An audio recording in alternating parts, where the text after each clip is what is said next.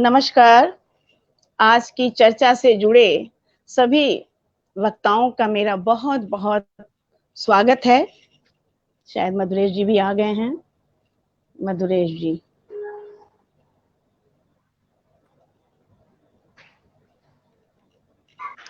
Hello, आप सुन पा रहे हो मैम? जी जी जी, बिल्कुल सुन पा रही हूँ। नमस्कार, बहुत बहुत जी स्वागत है जी, आपका। सभी का हार्दिक स्वागत है। जी जी, बहुत आपका बहुत स्नेहिल स्वागत है। सानिध्य आज प्राप्त हो रहा है। जी जी। आ, आदरणीय श्रोतागणों से मैं कहना चाहूंगी कि बहुत ही व्यवधान के बाद आज ये प्रोग्राम रखा गया है। इसमें भी हमारे एक वक्ता को जाना पड़ा है, उनके यहाँ कोई दुर्घटना हो गई है। आपका मैं परिचय करा देती हूँ। पहले हमारे बगल में जो दिख रहे हैं वो ऋषभ जी हैं, उनके बगल में हैं प्रज्ञा मिश्रा जी, फिर ठीक उनके नीचे साक्षी जो पुराना चेहरा है, और ठीक उनके बगल में मधुरेश सिंह जी हैं रायबरेली से। लोकेश जी सिंह जी भी इसके साथ थे। इस वक्त 6 वक्ताओं में लोकेश सिंह जी दिल्ली मुखर्जी नगर से थे, लेकिन वो किन्हीं कारणों बस नहीं जुड़ पा रहे। उनके यहाँ कोई दुर्घटना हो गई है, इसलिए उनकी तरफ से मैं सभी श्रोता से क्षमा प्रार्थी हूँ। 4 लोग जुड़ चुके हैं। जो भी श्रोता जुड़े उनका भी मैं अभिवादन करती हूँ। और आप सबका पूरा परिचय साक्षी देंगी, क्योंकि संचालन का कार्यभार साक्षी संभालेंगी। हालांकि साक्षी को जल्दी जाना है, लेकिन फिर भी अपना कर्म करके ही जाएंगी। तो मैं इस प्रोग्राम का, इस चर्चा की शुरुआत कवि विजय कुमार उपाध्याय जी उपलब्ध हो गए हैं, आ गए हैं। धन्यवाद सर, बहुत बहुत स्वागत है आपका। इस चर्चा का आगाज मैं, चूंकि किताबों से संबंधित है, तो सफदर हाशमी की कविता किताबों से मैं शुरू करूंगी। किताबें बातें करती हैं। मैं शुरू करती हूँ। किताबें बातें करती हैं। किताबें किताबें बातें करती हैं बीते जमाने की। किताबें बातें करती हैं बीते जमाने की, दुनिया की, इंसानों की, आज की, कल की, एक एक पल की, खुशियों की, गमों की, फूलों की, बमों की, जीत की, हार की, प्यार की, मार की। क्या तुम नहीं सुनोगे इन किताबों की बातें? किताबें कुछ कहना चाहती हैं, तुम्हारे पास रहना चाहती हैं। किताबों में चिड़ियां चहचहाती हैं, किताबों में खेतियां लहलहाती हैं, किताबों में झरने गुनगुनाते हैं, परियों के किस्से सुनाते हैं। किताबों में रॉकेट का राज है, किताबों में साइंस की आवाज है। किताबों का कितना बड़ा संसार है, किताबों में ज्ञान का भंडार है। क्या तुम इस संसार में नहीं जाना चाहोगे? किताबें कुछ कहना चाहती हैं, तुम्हारे पास रहना चाहती हैं। सफदर हाशमी की इस कविता के साथ आज के कार्यक्रम का आगाज करते हुए मैं संचालन का कार्यभार थोड़े समय के लिए साक्षी के हाथों सौंपती हूँ। और जैसा कि आज की चर्चा का विषय है सोशल मीडिया के दौर में किताबें, तो साक्षी आपका स्वागत है। आप आइए और अपना कार्यभार संभालिए। धन्यवाद। धन्यवाद मंजुला मैम। सारे उपस्थित सदस्यों को मेरा नमस्कार, और सारे वक्ताओं और श्रोताओं जो भी हमें सुन रहे हैं, जो भी हमें देख रहे हैं, उनको भी मेरा नमस्कार। पहले तो मैं मंजुला मैम को बहुत बहुत धन्यवाद देना चाहती हूँ कि उन्होंने मुझे ये मौका दिया ताकि मैं आप सबके समक्ष आकर अपनी बातों को पेश कर रही हूँ। उन्होंने इस इवेंट का संचालन का मौका भी मुझे दिया, इसके लिए मंजुला मैम आपका बहुत बहुत धन्यवाद। तो चलिए शुरू करते हैं। तो आज का टॉपिक हमने जैसे मैम ने भी बताया है, पर उससे पहले जितने भी लोग हमारे साथ जुड़े हैं मैं उनके बारे में एक बार थोड़ा परिचय करा दूंगी, और अगर कोई गलती हो जाए तो उसके लिए क्षमा चाहती हूँ। तो मैं स्टार्ट करने से पहले सबसे पहले मैं प्रज्ञा मिश्रा जी जो हमारे बीच मौजूद हैं उनके बारे में। साक्षी बेटा, आपके चर्चा से पहले मैं 2 बात रखना चाहूंगी कि आज के इस डिजिटल युग में जब हमारा सारा अध्ययन मोबाइल तक ही सीमित रह गया है, तब यह कविता भी देखो बहुत ही सुंदर लगती है, हृदय को छूती है। तो मैं उम्मीद करती हूँ कि किताबें आपके करीब आएंगी और आप किताबों की दुनिया में जाना पसंद करेंगे। आज हम किताबों के बारे में बातें करेंगे। साक्षी अपना कमान संभालें। सॉरी बीच में इंटरप्ट करने के लिए। कोई बात नहीं मैम। तो पहले मैं दूसरे के बारे में बताने से पहले मैं खुद अपने बारे में आप सबको बताना चाहती हूँ कि मेरा नाम साक्षी पांडे है और मैं बीएलएड अंतिम वर्ष की छात्रा हूँ जो लखनऊ यूनिवर्सिटी से। और इसके साथ साथ मैं एक एनजीओ है हमारा स्माइल वेलफेयर फाउंडेशन, जिसकी मैं एक समाज सेविका के रूप में मैं इसमें काम करती हूँ। और ये मेरे लिए बहुत ही अच्छा मौका है अपने आप को यहाँ पे प्रदर्शित करना, और मंजुला मैम ने हमेशा से ही मुझे मौके दिए हैं और इस बार के लिए भी मैं बहुत ज्यादा उनका धन्यवाद देती हूँ। तो शुरू करते हैं हम प्रज्ञा मिश्रा जी से। जैसा कि प्रज्ञा मिश्रा जी उनका जन्म स्थान पूर्णिया बिहार है और अभी वो मुंबई महाराष्ट्र में रह रही है मैम। तो इनकी अगर शिक्षा के बारे में बताऊं तो इन्होंने कंप्यूटर एप्लीकेशन और हिंदी में स्नातकोत्तर किया है और इन्होंने भारतीय शास्त्रीय संगीत में गंधर्व द्वितीय वर्ष के लिए श्रीमती अनीता दास जी से प्रशिक्षण भी प्राप्त किया है। और इन्होंने सूचना और प्रौद्योगिकी के क्षेत्र में कार्यरत भी किया है और ये प्रकाशन, साझा संग्रह एवं डिजिटल प्लेटफॉर्म पे भी कविताएं प्रकाशित करती हैं। मैम आपका बहुत बहुत धन्यवाद, आज आप हमारे साथ जुड़ी। स्वागत है मैम आपका। इसके बाद मैं ऋषभ पांडे जी के पास जाती हूँ। तो ऋषभ पांडे जी जो छात्र हैं, जो बनारस हिंदू विश्वविद्यालय के छात्र हैं और ये एक वक्ता और विचारक भी हैं। आपका बहुत बहुत धन्यवाद, आप यहाँ पे हमारे स्पीच में जुड़े आकर। स्वागत है। उसके बाद मेरे पास लोकेश द्विवेदी जी नहीं आ पाए किसी कारणवश, बट उसके बाद जो हमारे पास मधुरेश सिंह जी हैं जो कि रायबली से हैं। वो भूतपूर्व हिंदी के प्रवक्ता हैं गोपाल सरस्वती विद्या मंदिर इंटर कॉलेज रायबरेली के। वर्तमान में ये सरकारी विद्यालय में शिक्षक हैं अमेठी में। सर मैं भी रायबरेली से हूँ और आपका बहुत बहुत स्वागत है। बहुत बहुत आभार आपका इस पटल पे आने के लिए। धन्यवाद। तो बिना कुछ देर किए हुए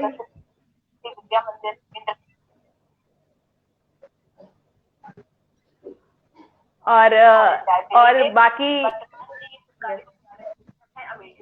बस, और आगे मैं मंजुला मैम के बारे में बताना चाहूंगी। वैसे तो मंजुला मैम इसकी संचालिका ही है पथगामिनी की, बट ये एक SOS हरमन जेमिनरी स्कूल की रिटायर्ड शिक्षिका भी हैं और ये हमारी पथगामिनी पटल की संस्थापिका हैं और इन्हीं की देखरेख में पथगामिनी पटल आज वर्क कर रहा है। मैम आपका बहुत बहुत धन्यवाद। तो आगे बढ़ते हुए बिना कुछ देर के हुए मैं आपको जैसा कि मैम ने आज के टॉपिक बताया कि सोशल मीडिया के दौर में किताबें, तो हम जानते हैं कि कितनी आजकल के टाइम पे चीजें कितनी बदल गई हैं। पहले तो जो भी शिक्षा होती थी वो हमें सिर्फ किताबों के द्वारा प्राप्त होती थी, बट आजकल सोशल मीडिया के दौर में इतनी चीजें चेंज हो गई हैं कि हम लोग आजकल छोटी छोटी बातों के लिए भी मोबाइल का यूज करते हैं।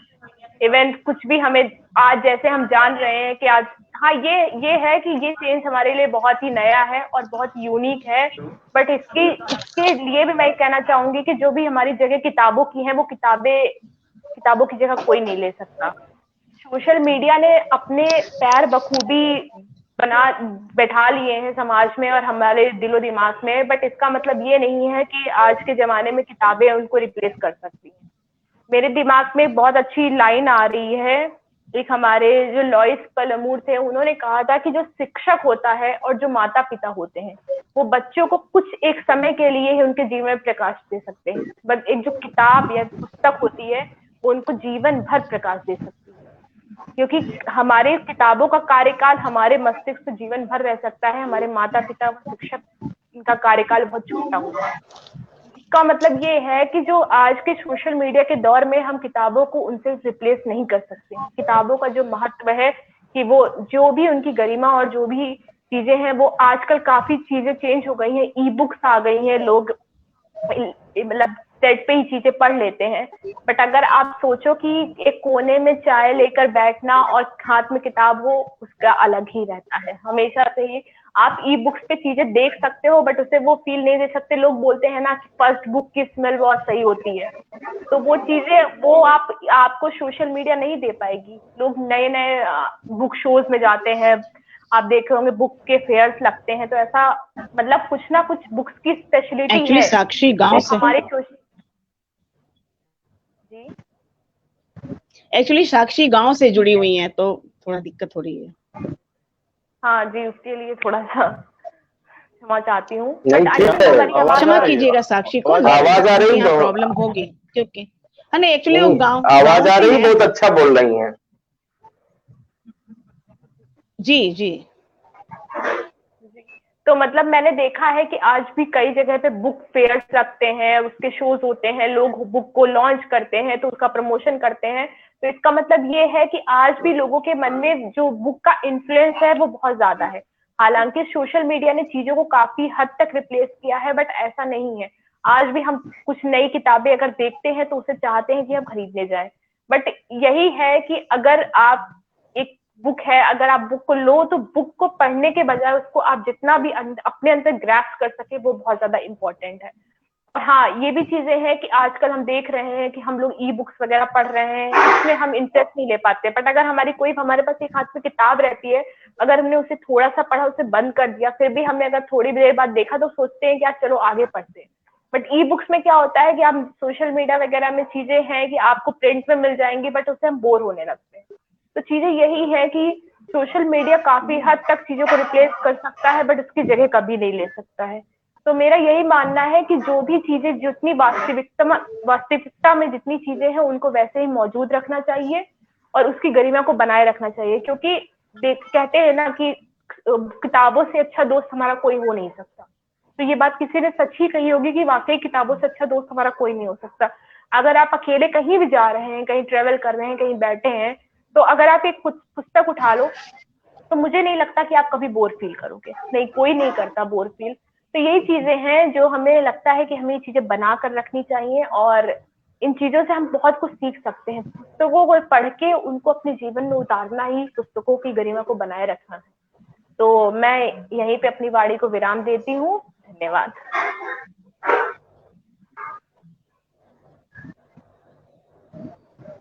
धन्यवाद साक्षी। एक्चुअली आपको बता दें कि साक्षी अपने गांव गई हुई हैं और आप सबको पता है कि गांव में नेट की कितनी प्रॉब्लम होती है। इन्होंने पहले ही कह दिया था कि नेट की प्रॉब्लम होगी तो मैं बीच बीच में मुश्किल हो जाएगी मुझको, तो शायद इसीलिए इनकी आवाज क्लियर नहीं हो रही है, नेट बार बार जा रहा है। तो साक्षी ने आज के वर्तमान समय की युवा जितने लोग बैठे हैं उसमें वह साक्षी युवा हैं और इन्होंने खुले शब्दों में कहा है कि किताबों की जगह नहीं ले सकता कोई। ओपन माइंड, एकदम खुल के इन्होंने कहा, ये बात कही है कि ये सच है कि आज के दौर में भी किताबों की जगह कोई नहीं ले सकता, कोई बोर नहीं होता है किताबों से।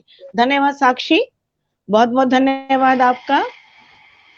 अब साक्षी अगर आप जाना चाहें तो जा भी सकती हैं, क्योंकि आपको मैंने पहले ही अनुमति दे दी थी, आप जा सकती हैं, कोई बात नहीं है। बहुत बहुत धन्यवाद आप आई, ठीक है, फिर आपको सभी का बहुत बहुत धन्यवाद। थोड़ा सा क्षमा चाहती हूँ कि किसी कारणवश मुझे जाना पड़ रहा है, बट थैंक यू सबका, मंजुला मैम आपका, कि आपने मुझे ये मौका दिया। धन्यवाद। थैंक यू ठीक है। अब मैं चाहूंगी कि साक्षी के बाद ऋषभ जी अपनी बात कहें, क्योंकि यहाँ सभी यूथ हैं जितने लोग बैठे हुए हैं, लेकिन ऋषभ जी को मैं चाहूंगी कि अपने विचार रखें आज के विषय पर कि सोशल मीडिया के दौर में किताबें कहाँ अपना कितना स्थान है। एक तरफ किताबों की बहुत बड़ी दुनिया है, एक तरफ सोशल मीडिया पर गूगल पे सब कुछ लोग देख लेते हैं, सब कुछ समझ लेते हैं। अब आप अपनी बात कहें। जी। विद्या की देवी माँ सरस्वती को प्रणाम करते हुए सभी को मैं प्रणाम करता हूँ सबसे पहले। और हमारे समक्ष हमारे गुरु श्री मधुरेश सिंह जी सामने बैठे हुए हैं, जिनके सानिध्य में हम लोगों ने किताबों से नाता जोड़ा है, भाषा सीखी है। तो बहुत अच्छा लग रहा है कि मैं उनके साथ मंच साझा कर रहा हूँ। तो उनको भी बारंबार प्रणाम है मेरा। ये तो मेरा क्योंकि, सौभाग्य है, इस पटल का सौभाग्य है और मेरा सौभाग्य है कि एक गुरु और शिष्य दोनों एक ही स्टेज पर, एक ही मंच पर आए हुए हैं और अपनी अपनी बात रखेंगे। लेकिन हाँ, कोई किसी के दबाव में नहीं बोलेगा। जो है विचार अपने अपने रखेंगे। आवाज बोलिए, आवाज कम आ रही है? अच्छा है, आवाज आ रही है? आवाज आ रही है, आ रही है। हाँ, पूरी आवाज आ रही, बोलिए बोलिए। हेलो जी जी जी, तो बोलिए बोलिए करता हूँ क्योंकि सर, क्योंकि बात किताबों की हो रही है और किताबों से भाषा को बहुत नजदीकी तौर पर देखा जाता है, तो सर के करीब रहकर भाषा को बहुत जाना पहचाना है। प्रिय कवि धूमिल कहते भी हैं कि कविता भाषा में आदमी होने की तमीज है। कविता हो या साहित्य हो या कोई भी मीडियम हो, तो भाषा में आदमी होने की तमीज है ये। तो हम हमारे समक्ष हम सभी को एक बार फिर से प्रणाम करते हुए मैं इसी बात को आगे बढ़ाता हूँ कि सोशल मीडिया के दौर में किताबों की बात करते हुए हम एक अनसोशल प्लेटफॉर्म पर हैं। हम सबको पता है कि आज के दौर में जहां एक नॉर्मल सिलेबस पढ़ने वाला बच्चा, आप थोड़ी देर के लिए लिटरेसी को दूर रख लीजिए, कहीं से साहित्य प्रेम को दूर रख लीजिए, एक सिलेबस पढ़ने वाला बच्चा, प्राइमरी एजुकेशन हो या हायर एजुकेशन हो, वो अपनी किताबों से कितना नाता रख रहा है, ये बताना ये चाहता हूं मैं। इसी से ये सिद्ध होता है कि ये किताबों की अंतिम सदी चल रही है। अभी मेरे मित्र ने भी थोड़ी देर पहले एक बहस में कही ये बात कि ये किताबों की अंतिम सदी चल रही है। मुझे गुलजार की एक पंक्ति याद आती है कि जो शामें गुजर जाया करती थी किताबों की सोहबत में, वो अब गुजर जाती हैं, वो कट जाती हैं पर घंटों पर्दों पर, कंप्यूटर के पर्दों पर। तो ये जो अंतिम सदी है, जहां एक पाठ्यक्रम पढ़ने वाला बच्चा कुंजी और गाइड से काम चलाने लगता है, उसके पास पुस्तकों का बहुत भंडार, वो लाइब्रेरी भी जाता है, उसके पास लाइब्रेरी की सुविधाएं हैं, लेकिन फिर भी वो कहीं ना कहीं एक शॉर्टकट पहलू निकाल के और किसी न किसी तरह वह कुंजी का प्रयोग करके एग्जाम देना चाहता है। और जिसका परिणाम ये है कि अपनी भाषा में, अपनी मातृभाषा में, अभी 2 साल पहले की बात है ये, श्री मदुरेश जी हम हिंदी के ही व्याख्याता हैं, उनको तो बहुत अच्छी तरह पता होगा कि 8 लाख विद्यार्थी हिंदी में फेल हो चुके हैं। बहुत दुखद बात है ये, और उसका सीधा कारण ये है कि हमारा पुस्तकों से लगाव बिल्कुल कम हो गया है। कि अगर आप अपनी भाषा को नहीं पढ़ रहे हैं, अपनी भाषा के साहित्य को नहीं पढ़ रहे हैं, अपनी भाषा के व्याकरण को नहीं पढ़ रहे हैं, तो अन्य विषयों के प्रति आपकी रुचियों को देखते हुए एक अगर तुलनात्मक अध्ययन किया जाए तो आप अपने मूल से बहुत दूर जा चुके हैं। और अभी एक आंकड़ों के अनुसार अगर मैं बात करूं तो एक असर संस्था काम करती है एजुकेशन में।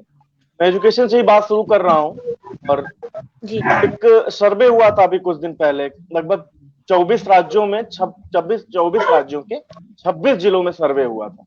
उस सर्वे में ये आया है कि लगभग 94% लोग स्मार्टफोन रखने लगे हैं आजकल। मतलब एक सैंपलिंग की गई, जो सैंपलिंग से निकल के आया है, 94% लोग स्मार्टफोन लैपटॉप से जुड़े हुए हैं, और 10% लोग ऐसे हैं जिनके घर पुस्तकें हैं और जिनके घर में मैगजीन। तो ये साक्षात आंकड़ा है हमारे सामने। ये एक दौर था जब चरवाहों के हाथों में लुब्बी उपन्यासों की झड़ी हुआ करती थी। एक मिनट, किसी का माइक ऑन है और पीछे से साउंड आवाज आ रही है। नहीं, आप माइक ऑन है, चाहे प्रज्ञा जी चाहे मधुरेश जी, क्योंकि ये आवाज आ रही पीछे से बच्चों की कुछ। मेरे आसपास तो बच्चे बिल्कुल भी नहीं है। एक वक्ता बोलता है तो और लोग ऑफ कर दें। हाँ, थोड़ा बाहर से आवाज आ रही, नॉइज आ रही है। जी, अब बोलिए। हेलो, बोलिए। जी मैम, तो मैं वही बात कर रहा हूं कि तो हम एक मूलतः बात कर रहे हैं कि एक समय था, एक हम लोग तो आखिरी जनरेशन होंगे शायद जब इस तरह से इस ट्रांसफॉर्मेशन को या इस ट्रांजिशन पीरियड को देख रहे होंगे, क्योंकि हमने देखा है मेलों में प्रेमचंद की किताबें बिकती हुई और बच्चे खरीदते थे बड़ी शान से कि आज हम प्रेमचंद की कहानियां लेकर आए हैं, आज हम बहुत सारी कहानियों की किताबें लेकर आए हैं। या फिर हम जो एक निरक्षर पीढ़ी होती है या फिर जो निरक्षर वर्ग होता है गांव का, उनके हाथों में भी हमने लुब्धी उपन्यास देखे, कि चाहे वो केशव पंडित के हों, चाहे वो प्रेमचंद का गोदान हो, वो गाय भैंस चराने वाले भी गोदान पढ़ते हुए हमने देखे हैं।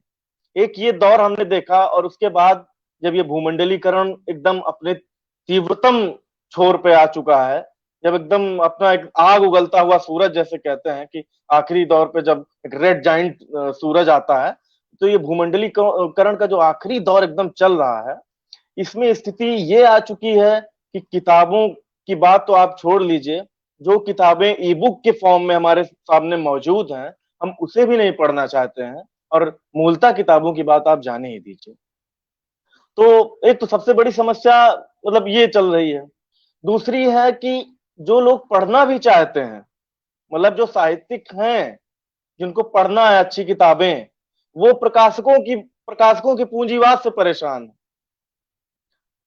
जो सरकारी प्रकाशन थे वो भी अब धीरे धीरे कहीं ना कहीं उनका प्राइवेटाइजेशन हो रहा है। अभी भी हमने देखा वाणी प्रकाशन ने भारतीय ज्ञानपीठ प्रकाशन को पूरी तरह से अपने उसमें कर लिया है, खरीद लिया है उसको।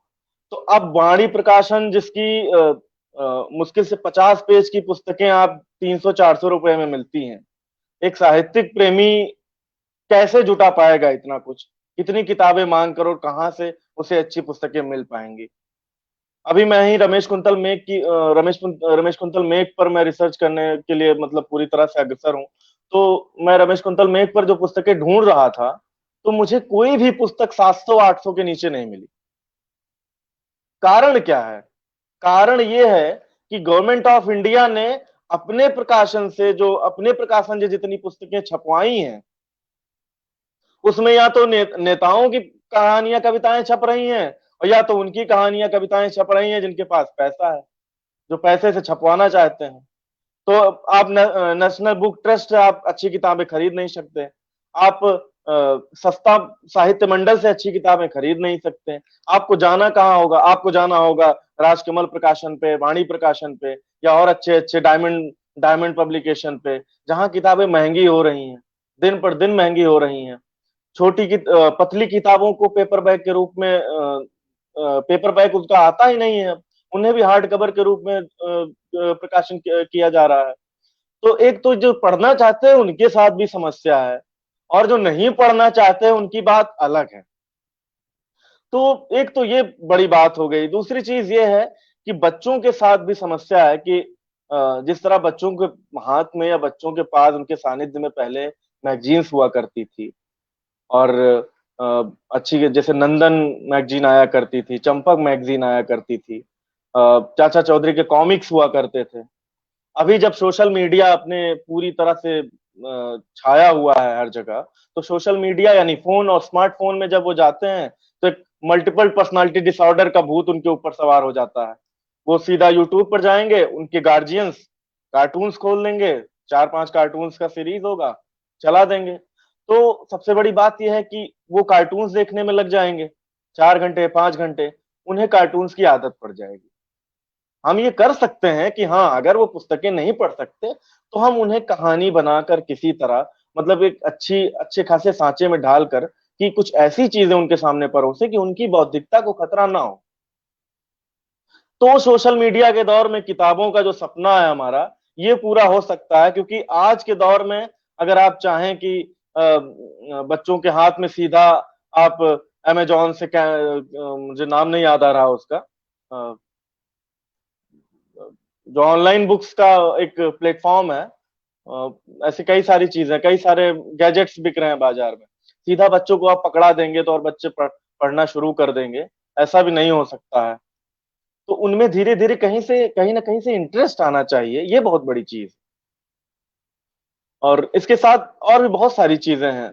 दूसरा यह है कि जो सोशल मीडिया पर जो कुछ भी चल रहा है, जो पहले लोग अच्छी फिल्में भी देख लिया करते थे, अब अच्छी अच्छी किताबों पर अच्छी फिल्में बन रही। ये तो मैं कहूंगा कि बहुत सारी अच्छी बुक्स पर अच्छी चीजें बनाई गई हैं, या हिंदी सिनेमा में तो बहुत कम बनी है, लेकिन हालांकि फॉरेन सिनेमा या हॉलीवुड में बहुत से अच्छे अच्छे नॉवेल्स पर, बहुत सी अच्छी अच्छी कहानियों पर अच्छी फिल्में बनी हैं, लेकिन हमारे यहाँ बहुत कम बनी है। सत्यजीत रे हैं एक, जिन्होंने प्रेमचंद पर बहुत सारी फिल्में बनाई। गुलजार हैं जिन्होंने प्रेमचंद पर बहुत सारी फिल्में बनाई हैं। इसके साथ केतन मेहता ने अभी एक बहुत अच्छी फिल्म बनाई है, मुझे याद नहीं आ रहा है केतन मेहता की कौन सी फिल्म थी, केतन मेहता की कौन सी फिल्म थी जो हमने अभी देखी थी, तोबा टेक सिंह। तोबा टेक सिंह मंटो की बहुत अच्छी कहानी है। बच्चे अगर पुस्तकों से सीधा नहीं सीधे सीधे उनका संपर्क नहीं हो पा रहा है तो ये बहुत अच्छी बात है। मैं इस पॉइंट को इसलिए रख रहा हूँ कि उन्हें ऐसी फिल्में दिखाई जाए। मैं सॉल्यूशन अपनी तरह से बता रहा हूँ।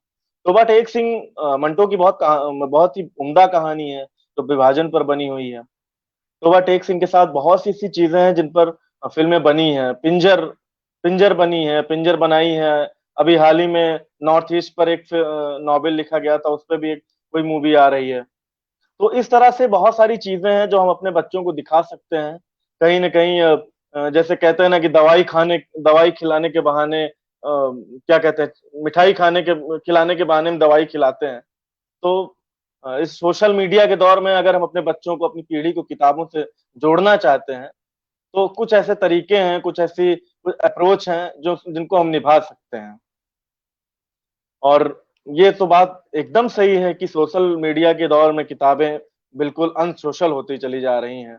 और जो खोजी व्यक्ति हैं वो तो खोज कर पढ़ ले रहे हैं, और जो नहीं पढ़ना चाहते हैं, जिनके अंदर अभी इंटरेस्ट पनप ही नहीं पाया है, इनके अंदर कोई अभी भूख नहीं है पढ़ने की, वो कैसे पढ़ेंगे? क्योंकि उनके पास तो फोन है, वो फोन खोलते हैं तो कहीं ना कहीं नोटिफिकेशन होती है, कोई ना यूट्यूब पर नोटिफिकेशन होती है, फेसबुक होता है उनके पास, रील्स होते हैं। टिकटॉक भले ही बैन हो गया हो, लेकिन बिजनेस माइंडेड लोगों ने उसका विकल्प हमारे सामने रख दिया है। हम टिकटॉक के हजारों विकल्प हैं, कोई यूट्यूब पे रील्स देख रहा है, कोई कहीं रील्स देख रहा है।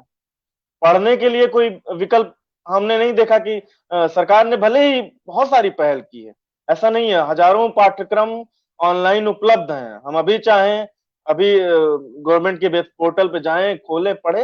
लेकिन बड़ी बात होती है प्रचार की। जो अच्छे लोग वहां पर बैठे हुए हैं, जिन्होंने अभी अभी न्यू एजुकेशन पॉलिसी का ड्राफ्ट तैयार किया और उसके बाद ये न्यू एजुकेशन पॉलिसी हमारे सामने आई है, उन लोगों को ये भी सोचना चाहिए कि इस दौर में, इस सोशल मीडिया के दौर में, हमें अपनी चीजों को, जरूरतमंद चीजों को कैसे ओवरलैप करना है। हमें बहुत बड़ी लड़ाई लड़नी है। ये बहुत अच्छा विषय था जो आपने चुना है। बहुत बड़ी लड़ाई लड़नी है, और अगर हम 10-20 साल या 10-20 साल या 10-15 साल या अगर कहीं ना कहीं पीछे हो गए तो हमें फिर बहुत काम करना पड़ेगा इस पे। तो इस शिक्षा पे या शिक्षा के जितने भी संस्थान हैं, इन सब पर बातें होनी चाहिए कि कहीं ना कहीं, चाहे वो सिलेबस की बातें हों, चाहे जिस तरह की बातें हों, जिस तरह हिंदी में 8 लाख बच्चे फेल हो गए अपनी मातृभाषा में, तो वो किताबें क्यों पढ़ेंगे? वो अपनी मातृभाषा की किताबें नहीं पढ़ पाएंगे। अन्य अन्य साहित्य तो बहुत बड़ी चीज है।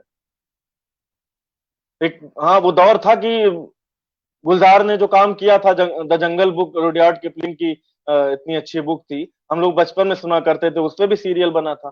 तो फिल्म जगत ने बहुत अच्छा काम किया है। बहुत सी अच्छी अच्छी चीजों से हम लोग बचपन में ही रूबरू हो गए हैं।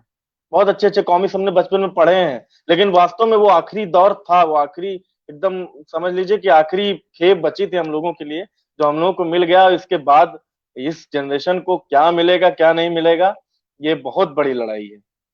तो बस इतना ही कह के मैं अपनी बात खत्म करूंगा। बाकी बहुत सारी बातें हैं, समय कम है क्योंकि 10-15 मिनट ही मिला हुआ था। तो बस इतना ही कहना चाहूंगा। छोटी समस्या है लेकिन सॉल्यूशन बहुत बड़ा है। धन्यवाद। ऋषभ जी ने बहुत अच्छा बोला और बहुत सारी जानकारियां दी। इन्होंने बहुत इंफॉर्मेटिव बातें बताई हैं। इन्होंने 8 लाख बच्चे फेल हो गए, ये बात तो पता थी मुझे, और बहुत सारी बातें, आंकड़े पता है कि 94% लोग जो हैं स्मार्टफोन लेकर रखते हैं और 10% नहीं है। और सबसे बड़ी बात ये कही इन्होंने खुले शब्दों में, किताबों का ये अंतिम दौर चल रहा है। अगर हम नहीं चेते तो आगे इसका खात्मा निश्चित है। उसके पीछे ये भी रीजन बताया इन्होंने कि अगर हम पढ़ना भी चाहते तो किताबें महंगी हो गई हैं, प्राइवेटाइजेशन, निजीकरण हो गया है प्रकाशनों का, बिक गई हैं सारे। तो ये भी एक बहुत बड़ी समस्या है पढ़ने वालों के लिए। वैसे तो न पढ़ने वालों का जमावड़ा है, क्योंकि सोशल मीडिया पर सब कुछ पढ़ रहे हैं, देख रहे हैं, सुन रहे हैं। लेकिन किताबों में जो एक सुगंध होती है ना, एक बंध जाने की, जो मन स्थिति होती है ना, वो मिलना बहुत मुश्किल है सोशल मीडिया से, मुझे लगता है। मुझे ऐसा लगता है कि जो किताबों की सुगंध है, जो किताबों के शौकीन है ना, वो किताबों को ही पढ़ना पसंद करते होंगे या करेंगे। आप जैसे यूथ अगर इतने चेतनशील हैं, सृजनशील हैं, समझदार है, इस बात को समझ रहे हैं कि किताबों का दौर समाप्त हो सकता है, हो गया है, हो रहा है, तीनों बातें हैं, तो मुझे लगता है कि आप लोगों को बहुत काम करना है। जो आपने कहा कि लंबी लड़ाई लड़नी है, इसके लिए आप अपने जैसे लोगों को एक साथ आइए, जुड़िए और बात कीजिए। और रही बात कम समय, तो इन बातों के लिए कोई समय नहीं है निर्धारित, 10-15 मिनट कोई फिक्स नहीं है। आप जितना चाहे उतना बोल सकते हैं, बोलिए, कोई प्रॉब्लम नहीं है। सबसे बड़ी प्रॉब्लम है कि लोगों का इंटरेस्ट खत्म हो रहा है, सबसे बड़ी समस्या है। उसके पीछे जो मैं कहना, मुझे जो लगता है कि जो बच्चे छोटे हैं जिनका इंटरेस्ट खत्म हो रहा है, उनके भी तो पेरेंट आज के युग के ही हैं, उनके भी पेरेंट माता पिता आज के युग के हैं, जो किताब देखते ही नहीं है। जो आपने कहा कि पहले जमाने में गोदान और प्रेमचंद तो भैंस चराने वाले भी लेकर पढ़ते थे, अगर पढ़ना आता है तो, लेकिन आज तो जानते ही नहीं है। सबसे बड़ी समस्या तो ये है। तो बच्चों को कहाँ से अवेयर करेंगे किताबों के प्रति? मुझे जो लगता है कि मैं देखती हूँ कि न्यू जो माता पिता हैं, पेरेंट हैं, उनको किताबों से कोई दिलचस्पी नहीं है। मिलती जुलती हूँ पार्कों में, अगल बगल सोसाइटी में, तो किताबों से उन्हें कोई इंटरेस्ट नहीं है। फिर बच्चों को तो केवल उतना ही पढ़ाते जितना कि सिलेबस और स्कूल में जरूरत है। अब तो स्कूल की बातें भी सोशल मीडिया से हो रही हैं, गूगल से हो रही हैं, उससे निकाल के सारी इन्फॉर्मेशन लेते हैं, एग्जाम देते हैं। रही बात हिंदी की, तो हिंदी की दशा और दिशा बहुत ही खराब है, इसमें कोई शक नहीं है। और मैं इन्फॉर्मेशन के लिए बता दूं कि इस पटल की शुरुआत हिंदी की दशा और दिशा को ही लेकर हुई थी, क्योंकि मैं देख रही थी कि लोग कविताएं तो लिखते हैं, कहानियां लिखते हैं, लेकिन व्याकरण और मात्राओं को लोगों ने एकदम मतलब बहुत ही बुरी दशा कर दी है। एटलीस्ट चंद्रबिंदु और जितने भी नुक्ता वगैरह हैं, इतनी बुरी दशा है कि मैं साल भर से जब जुड़ी थी तो मुझे बहुत ही ज्यादा खुंदक हो रही थी। पता नहीं एज ए टीचर कि जिंदगी भर तो मैंने कॉपियां रंगी हैं लाल रंग से, और अब ये क्या मैं देख रही हूँ, क्या पढ़ रही हूँ, कैसे पढ़ूं, मुझसे पढ़ा नहीं जाता था, समझ लीजिए। मेरी आंखें एकदम लगती थी कि जैसे अजीब सी हो रही हैं। एकदम से मैंने ये काम शुरू किया गुस्से में, क्रोध में। जी पटल बनाया है मैंने, मंच बनाया है, एकदम गुस्से में आकर मैंने ये काम शुरू किया है कि भाई अब मैं और बकायदा अनाउंस करके वीडियो बनाकर कि जिसको अच्छा लगे वो जुड़े, जिसको ना अच्छा लगे ना जुड़े। जो भी इस मंच पे डालेगा, मैं उसका पहले चंद्रबिंदु सुधारूंगी, अनुस्वार सुधारूंगी, मात्राएं सुधारूंगी। मातृ और मात्र में अंतर नहीं पता है, छोटी बड़ी की और की, अव्यय और संयोजन पता नहीं है लोगों को, क्या करें? तो उसके लिए मैंने पता है आपको, रात को 1-1, 2-2 बजे रात तक 10-10, 15-15 कविताएं, कहानियां मैं करेक्शन करती थी। और पहले कुछ लोग देखा है मैंने कि लोग मुझे पसंद कर रहे हैं कि नहीं इस काम को। मुझे विश्वास नहीं होता कि लोगों ने पसंद किया, बहुत पसंद किया। ये भी कमेंट आया कि एडमिन तो देखते ही नहीं है, आप देख रही हो। किसी ने कभी नहीं कहा कि आपकी ये गलती है, ये बहुत बड़ा काम है, आप करते रहिए, हम साथ हैं। और आप विश्वास नहीं करेंगे, आज के दिन में 999 जनता हो गई हमारे प्लेटफॉर्म पे। एक की कमी है 1000 में, और 25 को 1 साल पूरा हो जाएगा, 25 मई को वो भी जुड़ जाएंगे, रात तक हो जाएंगे, मुझे लगता है 1000। तो लोग करेक्शन करती हूँ, आराम से लोग सही है और फिर दोबारा प्री पोस्ट करते हैं। ये काम करते करते आज हम चर्चाओं के दौर में भी प्रवेश कर गए हैं, काव्य पाठ के दौर में प्रवेश कर गए हैं, कहानियों के दौर में प्रवेश कर गए हैं।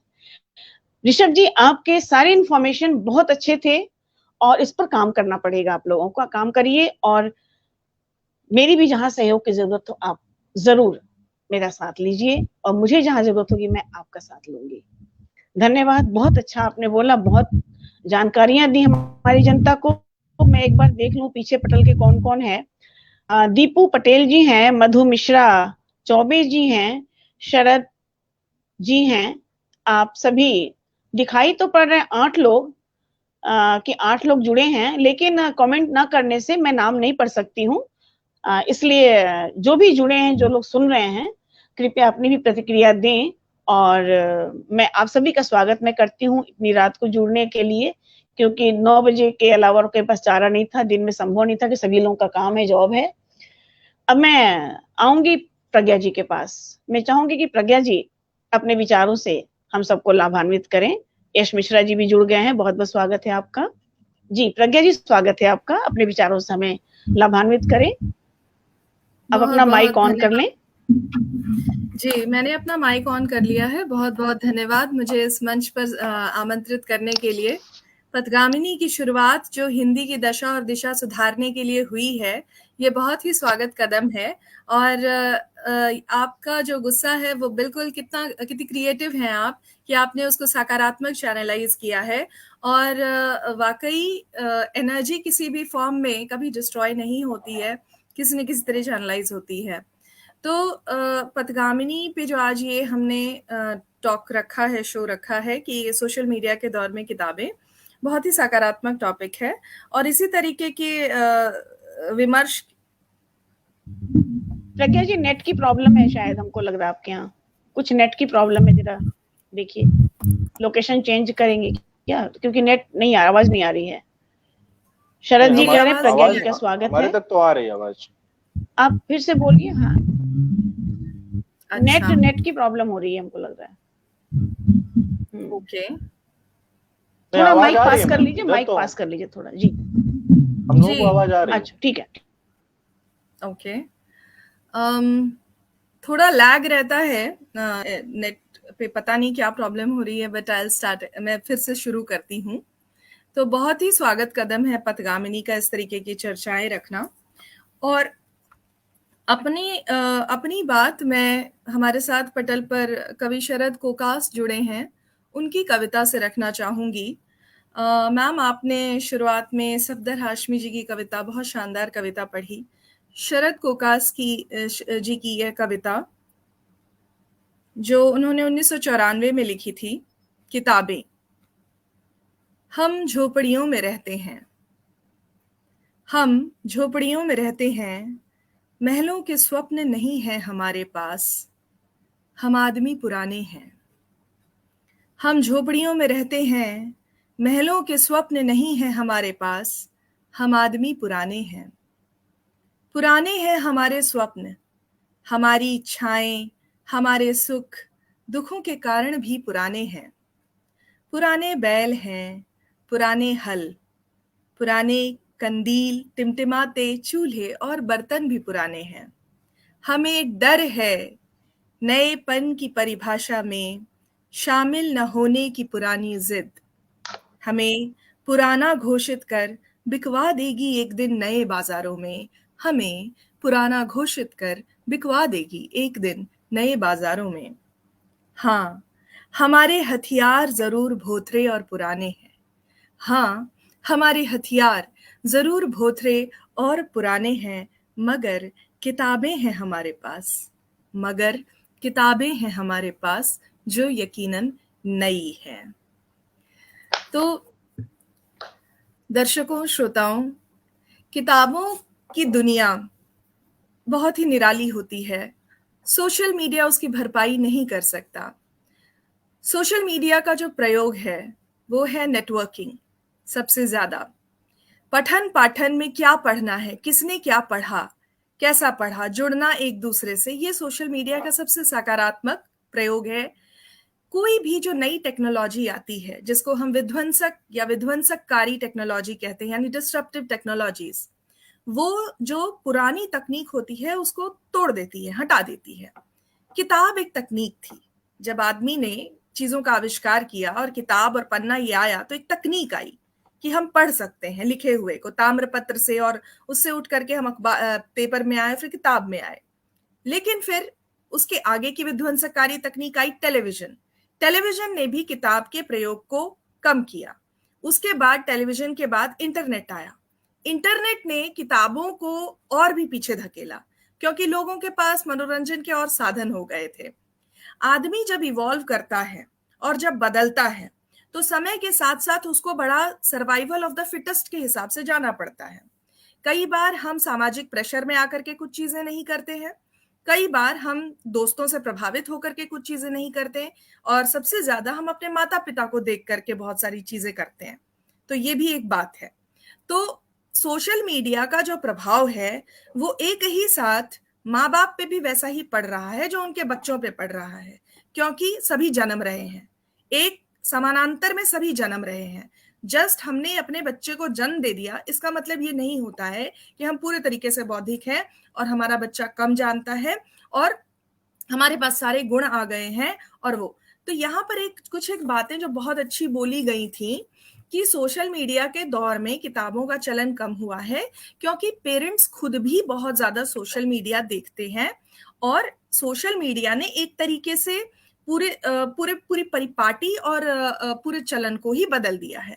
ये बहुत सही बातें हैं, लेकिन हमें विध्वंसककारी तकनीकों का जो हमारे जीवन में प्रवेश होता है कि इंटरनेट और लैपटॉप के बाद मोबाइल और मोबाइल के बाद फिर हर एक स्टेज पे जो हमारे जीवन में चीजों का प्रवेश हुआ है उसको हम नकार नहीं सकते हैं। हमको ये समझना होगा कि किताबों को हम कैसे पढ़ें, किताबें हमारे जीवन में कैसे आए, क्योंकि मुझे ये मालूम है कि मेरा जो स्वाध्याय होगा या आपका जो स्वाध्याय होगा वो आपके व्यक्तित्व में जो निखार लाएगा वो सोशल मीडिया में 4 लोगों की बातें सिर्फ सुनना नहीं लाएगा। मुझे याद है मैं बिहार हिंदी साहित्य सम्मेलन का एक यूट्यूब वीडियो देख रही थी, वहां पे एक महिला का भाषण मैंने सुना था, पूर्व राज्यपाल थी वो बिहार की। तो उन्होंने एक बात कही थी कि जब हम पढ़ते हैं तो हम एक बी मधुमक्खी की तरह होते हैं जो अलग अलग अच्छे लेखन, अच्छे साहित्यकारों और विभिन्न तरीके की किताबों, विभिन्न विषयों का सुंदर जो है पराग इकट्ठा करके अपना एक विचार तैयार करती हैं। तो अपना विचार वो एक शहद का विचार होता है, ठीक है। लेकिन अगर हम कुछ नहीं पढ़ते हैं और अगर हम सिर्फ सोशल मीडिया पे रहते हैं तो हम एक मकड़े की तरह होते हैं जो सिर्फ सोचता रहता है और अपना ही अपना ही उगल करके और एक मकड़े का जाल बना देता है, मकड़े के जैसे। हाँ, तो फिर अल्टीमेटली अपने ही बनाए जाल में मकड़ा मर जाता है। ये ऐसा होता है, मतलब अपना ही जो है भीतर का वो ही निकालते रहने से, जबकि पढ़ना अच्छी बात होती है। अभी क्या है कि किताब एक फॉर्म के रूप में हमारे पास कितने तरीके की किताबें हो सकती हैं। तो हम सिर्फ साहित्य नहीं पढ़ते हैं, है ना, हम क्या क्या पढ़ते हैं, मैगजीन पढ़ते हैं। किसी ने कहा मैगजीन का चलन भी कम हो गया है, लेकिन फिर भी चलन कम हो गया है तो भी मैगजीन के भी ये भी देखना है कि मैगजीन के अलावा भी लोग कितने तरीके की चीजें पढ़ रहे हैं। कुछ लोगों को स्पोर्ट्स में इंटरेस्ट होता है, लेकिन अभी आजकल क्या है कि कुछ लोग वीडियोग्राफी की चीजों में फिर इंटरेस्ट ले रहे हैं। फिर किताबें उस हिसाब से चली जाती कि हमारा इंटरेस्ट एरिया क्या है। समय के साथ साथ सोशल मीडिया के इंट्रोडक्शन से हमें देश भर दुनिया भर की बातें पता चली हैं। तो सोशल मीडिया नकारना नहीं है, हम सोशल मीडिया को नकारेंगे नहीं, हम उसकी अच्छी बातें ग्रहण करेंगे। और जैसा कि ऋषभ जी ने कहा और साक्षी ने भी कहा कि उसकी बुराइयां क्या है, हमारे मस्तिष्क पे उसका क्या, हमको वो डोरमेंट बनाता है। सोशल मीडिया हमारे सोचने को डोरमेंट बनाता है क्योंकि हमको एक स्क्रॉलिंग की आदत पड़ जाती है उसमें, और हम एक तरीके से एक ज़ॉम्बी के जैसे हो जाते हैं जो सोच नहीं पा रहा है कुछ। और एक तरीके से हम इस स्थिति में चले जाते हैं कि हमारे साथ कुछ भी घटित हो जाए हम उसको ऐसे ऐसे करके देखते ही रह जाएंगे, स्क्रॉल करते रह जाएंगे। हाँ, तो हमारा माथा दिमाग कुंद हो रहा है। तो क्या होता है कि जैसे आम का पेड़ होता है, एक साल उसमें बहुत फल आते हैं, फिर एक साल उसमें नहीं आता है और फिर अगले साल आता है। तो समझिए कि पीढ़ी दर पीढ़ी ऐसे चेंजेस होते हैं। एक पीढ़ी बहुत अच्छी है, उसने मेहनत की, उसने अपने आप को सृजित किया, खड़ा किया, लेकिन फिर उसकी मेहनत और उसके आराम से दी हुई जिंदगी पे अगली पीढ़ी जो है थोड़ा सा लड़खड़ा गई, लेकिन फिर अपने संध्या काल में उसने भी मेहनत की और उसके आगे फिर वो फिर से खड़ा हुआ। तो ये सर्वाइवल ऑफ द फिटेस्ट की जो लड़ाई है ना, ये पठन पाठन के भी क्षेत्र में चलेगी। और सिचुएशन चाहे कितनी भी ब्लिंक हो, सिचुएशन चाहे कितनी भी ग्रिम हो, आदमी अपने सर्वाइवल के लिए, अच्छा पढ़ने के लिए दौड़ेगा। अगर उसे बोलना है तो उसे पढ़ना है, अपने व्यक्तित्व में निखार चाहिए तो स्वाध्याय करना है, और अगर किसी फील्ड में अपने आप को स्थापित करना होता है तो किसी भी माध्यम से पढ़ाई तो करनी पड़ती है, चाहे आपको आज के डेट में कंटेंट राइटिंग में पढ़ाई करनी है, चाहे आपको आज डिजाइनिंग के क्षेत्र में पढ़ाई करनी है, चाहे आपको रिस्क मैनेजमेंट के क्षेत्र में पढ़ाई करनी है, किसी भी क्षेत्र में पढ़ाई करनी है, आपको उस क्षेत्र की किताबें पढ़नी पड़ेंगी। किताबों को पढ़ने का तरीका बदल गया है। आजकल लोग ऑडियो बुक सुन रहे हैं क्योंकि प्रदूषण के चलते और भी नाना प्रकार के कारणों के चलते लोगों की आंखें खराब हैं आजकल बहुत ज्यादा। बच्चे जो जन्म रहे हैं -7 -5 के चश्मे के साथ जन्म रहे हैं, तो ऑडियो बुक्स का चलन बढ़ा है। मैं एक ऐप यूज करती हूँ जिसका नाम है गीगल। गीगल जो है ग्रेट आइडियाज ग्रेट लाइफ, ये आपको बुक समरीज देता है। तो सपोज करिए आपको कोई किताब है जैसे आपको भारी लगती है कि भाई हमसे तो नहीं पढ़ा जाएगा, इतनी मोटी किताब, बड़ी किताब, ऐसी किताब है, तो आप पहले उस समरी को पढ़िए और उस समरी को जानते हुए कि हाँ अच्छा हमने ये पढ़ लिया, ये सुन लिया, समरी इंटरेस्टिंग लग रही है। तो कई बार क्या होता है कि जिस्ट जान लेने के बाद फिर पात्र भी समझ में आने लगते हैं, सारी डिस्कशन भी समझ में आने लगता है।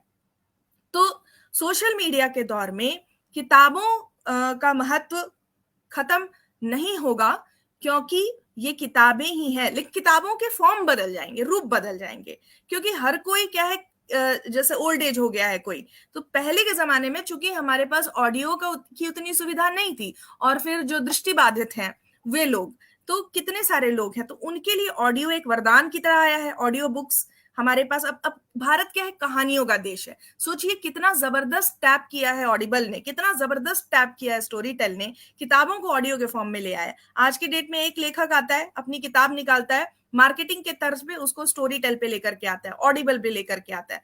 तो किताबों, और फिर किताबों को आप जो कह रहे हैं कि सरकार, ऋषभ जी ने ये भी कहा था कि एक हद से जो जनसाधारण है, जो गरीब है, जिसके पास क्षमता नहीं है, वो लोग जो है वाकई पिछड़ रहे हैं। हाँ, ये बात सही है, वो लोग पिछड़ रहे हैं।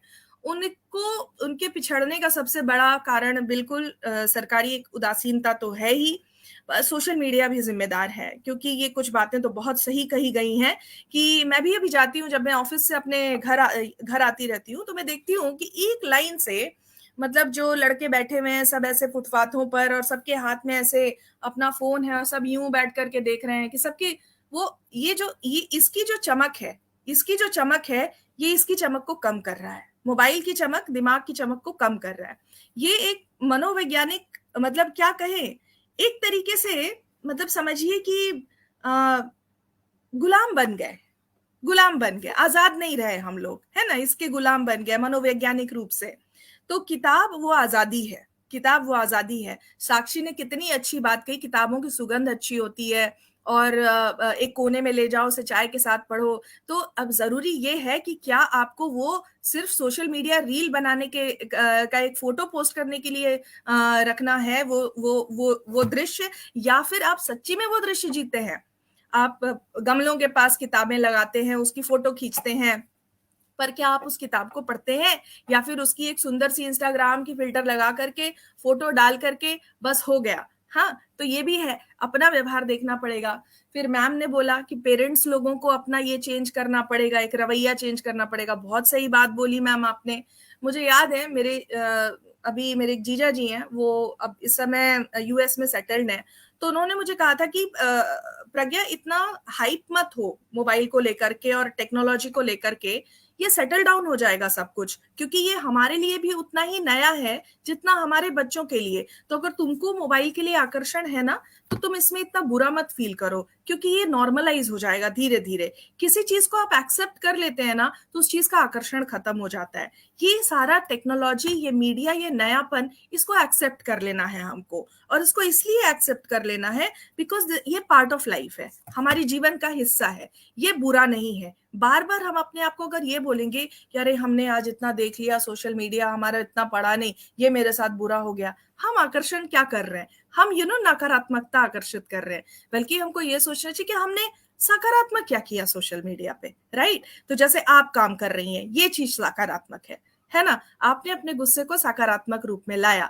लेकिन अब आपने ये किया, तो अब मैंने क्या किया, इसके लिए मैंने 4 किताबें पलटी कि मुझे किताबों के इसमें जाना है। तो मैंने क्या देखा कि यार मेरे पास कौन कौन सी किताबें हैं, तो मैंने देखा कि मेरे पास बच्चों की किताबें लेती हूँ मैंने एक अध्ययन किया कि मैंने अपने जीवन में किताबों के प्रति प्रेम के लिए क्या किया है, क्योंकि मैं तो बहुत ज्यादा सोशल मीडिया पे रहती हूँ। तो मैंने अपने आप से बोला कि नहीं, मैंने कुछ तो अच्छा किया है कि मैंने एकलव्य प्रकाशन से उसकी सारी किताबें मंगवाई हैं। मैंने अपने बच्चों को रात में सुनाया है, स्टोरीज सुनाया है, प्लूटो की स्टोरी सुनाई है, चकमक की स्टोरी सुनाई है, उनको गाया है, उनको समझाया है। क्योंकि ये बात मंजुला मैम की एकदम सही है कि अगर एज अ पेरेंट हम लोग नहीं ये करेंगे, हम लोग नहीं अगर बचपन में ही उस चीज को टैप नहीं करेंगे ना, तो बड़े होकर के वो वो नहीं संभाला जा सकता है। मैं रिस्क मैनेजमेंट का ट्रेनिंग देती हूँ अपने ऑफिस में, तो एक इमेज, 2-3 इमेज हम लोग दिखाते हैं। तो एक इमेज उसमें ऐसी रहती है कि एक डायनासोर है, वो छोटा सा रहता है, वो छोटा रिस्क, हाँ, छोटा डायनासोर। तो रिस्क क्या है कि बच्चा अगर नहीं पढ़ेगा तो वो सोचेगा नहीं, वो छोटी छोटी बातों में लड़ेगा, उलझेगा।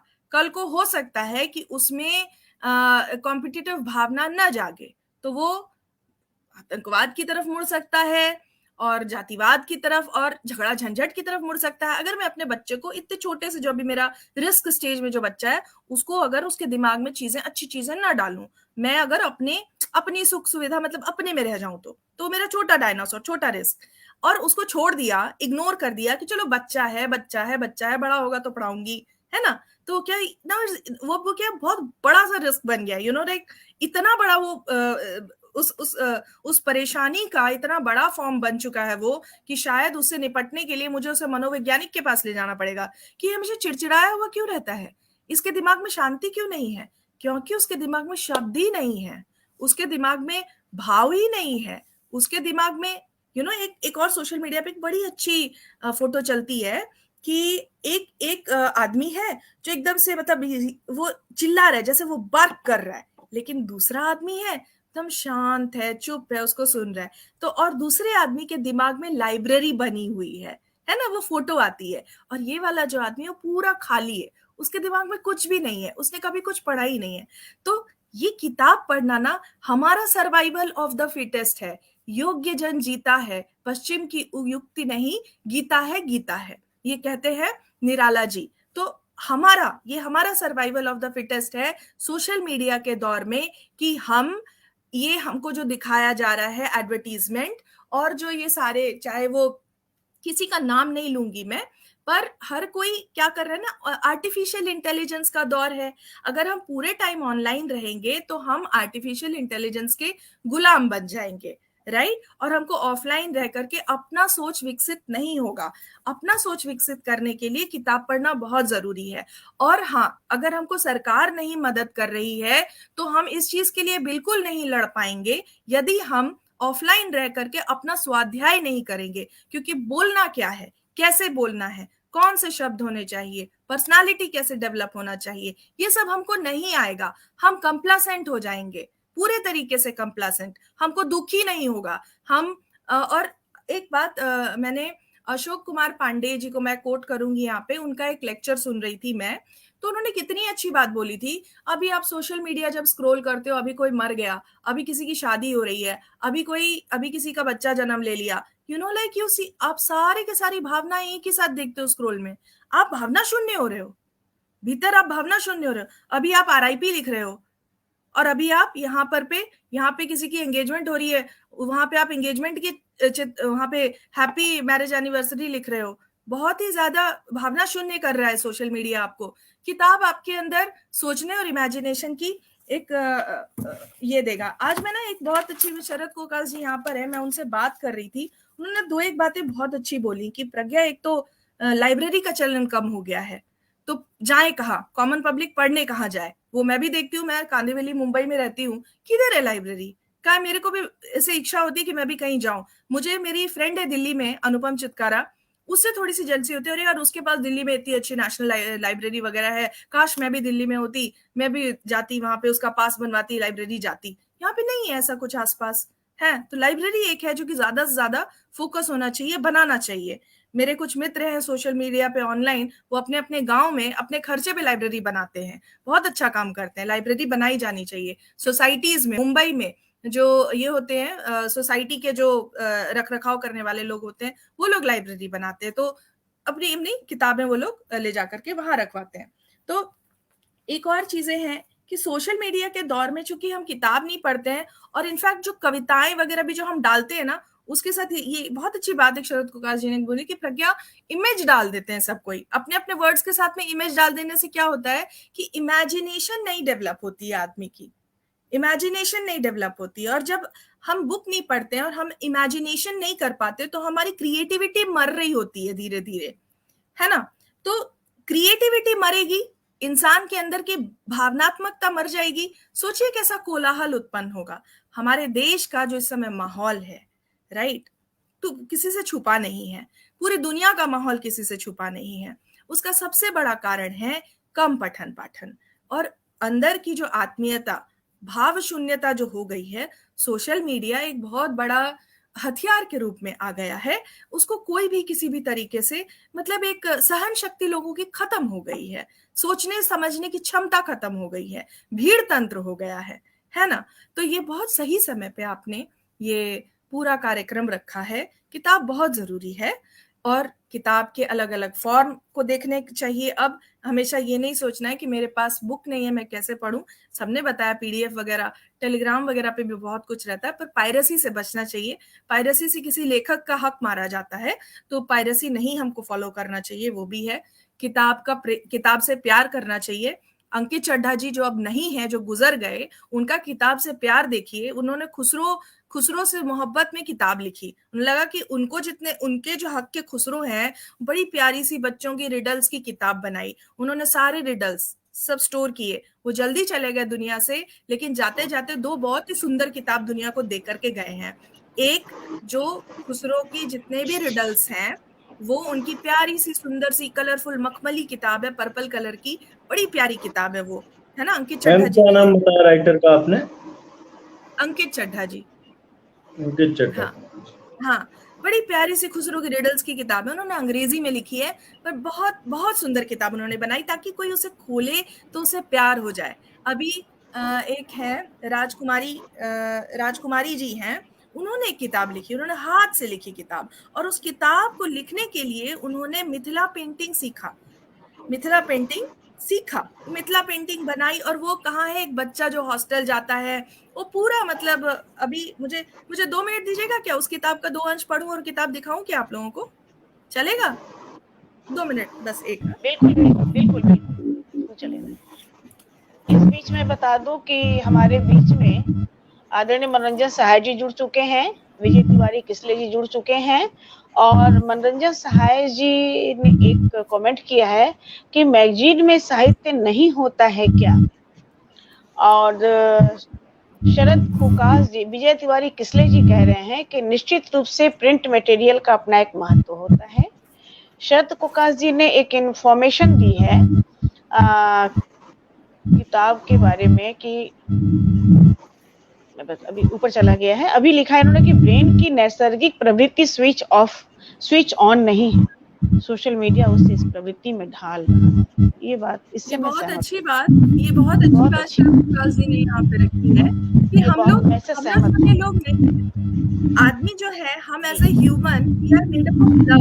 हम लोगों को जब प्यार होता है तभी एक कृति का निर्माण होता है, एक बच्चे का निर्माण होता है। तो एक तरीके से हम लोग एक प्यार का, आदमी जो है वो प्यार का पर्यायवाची है।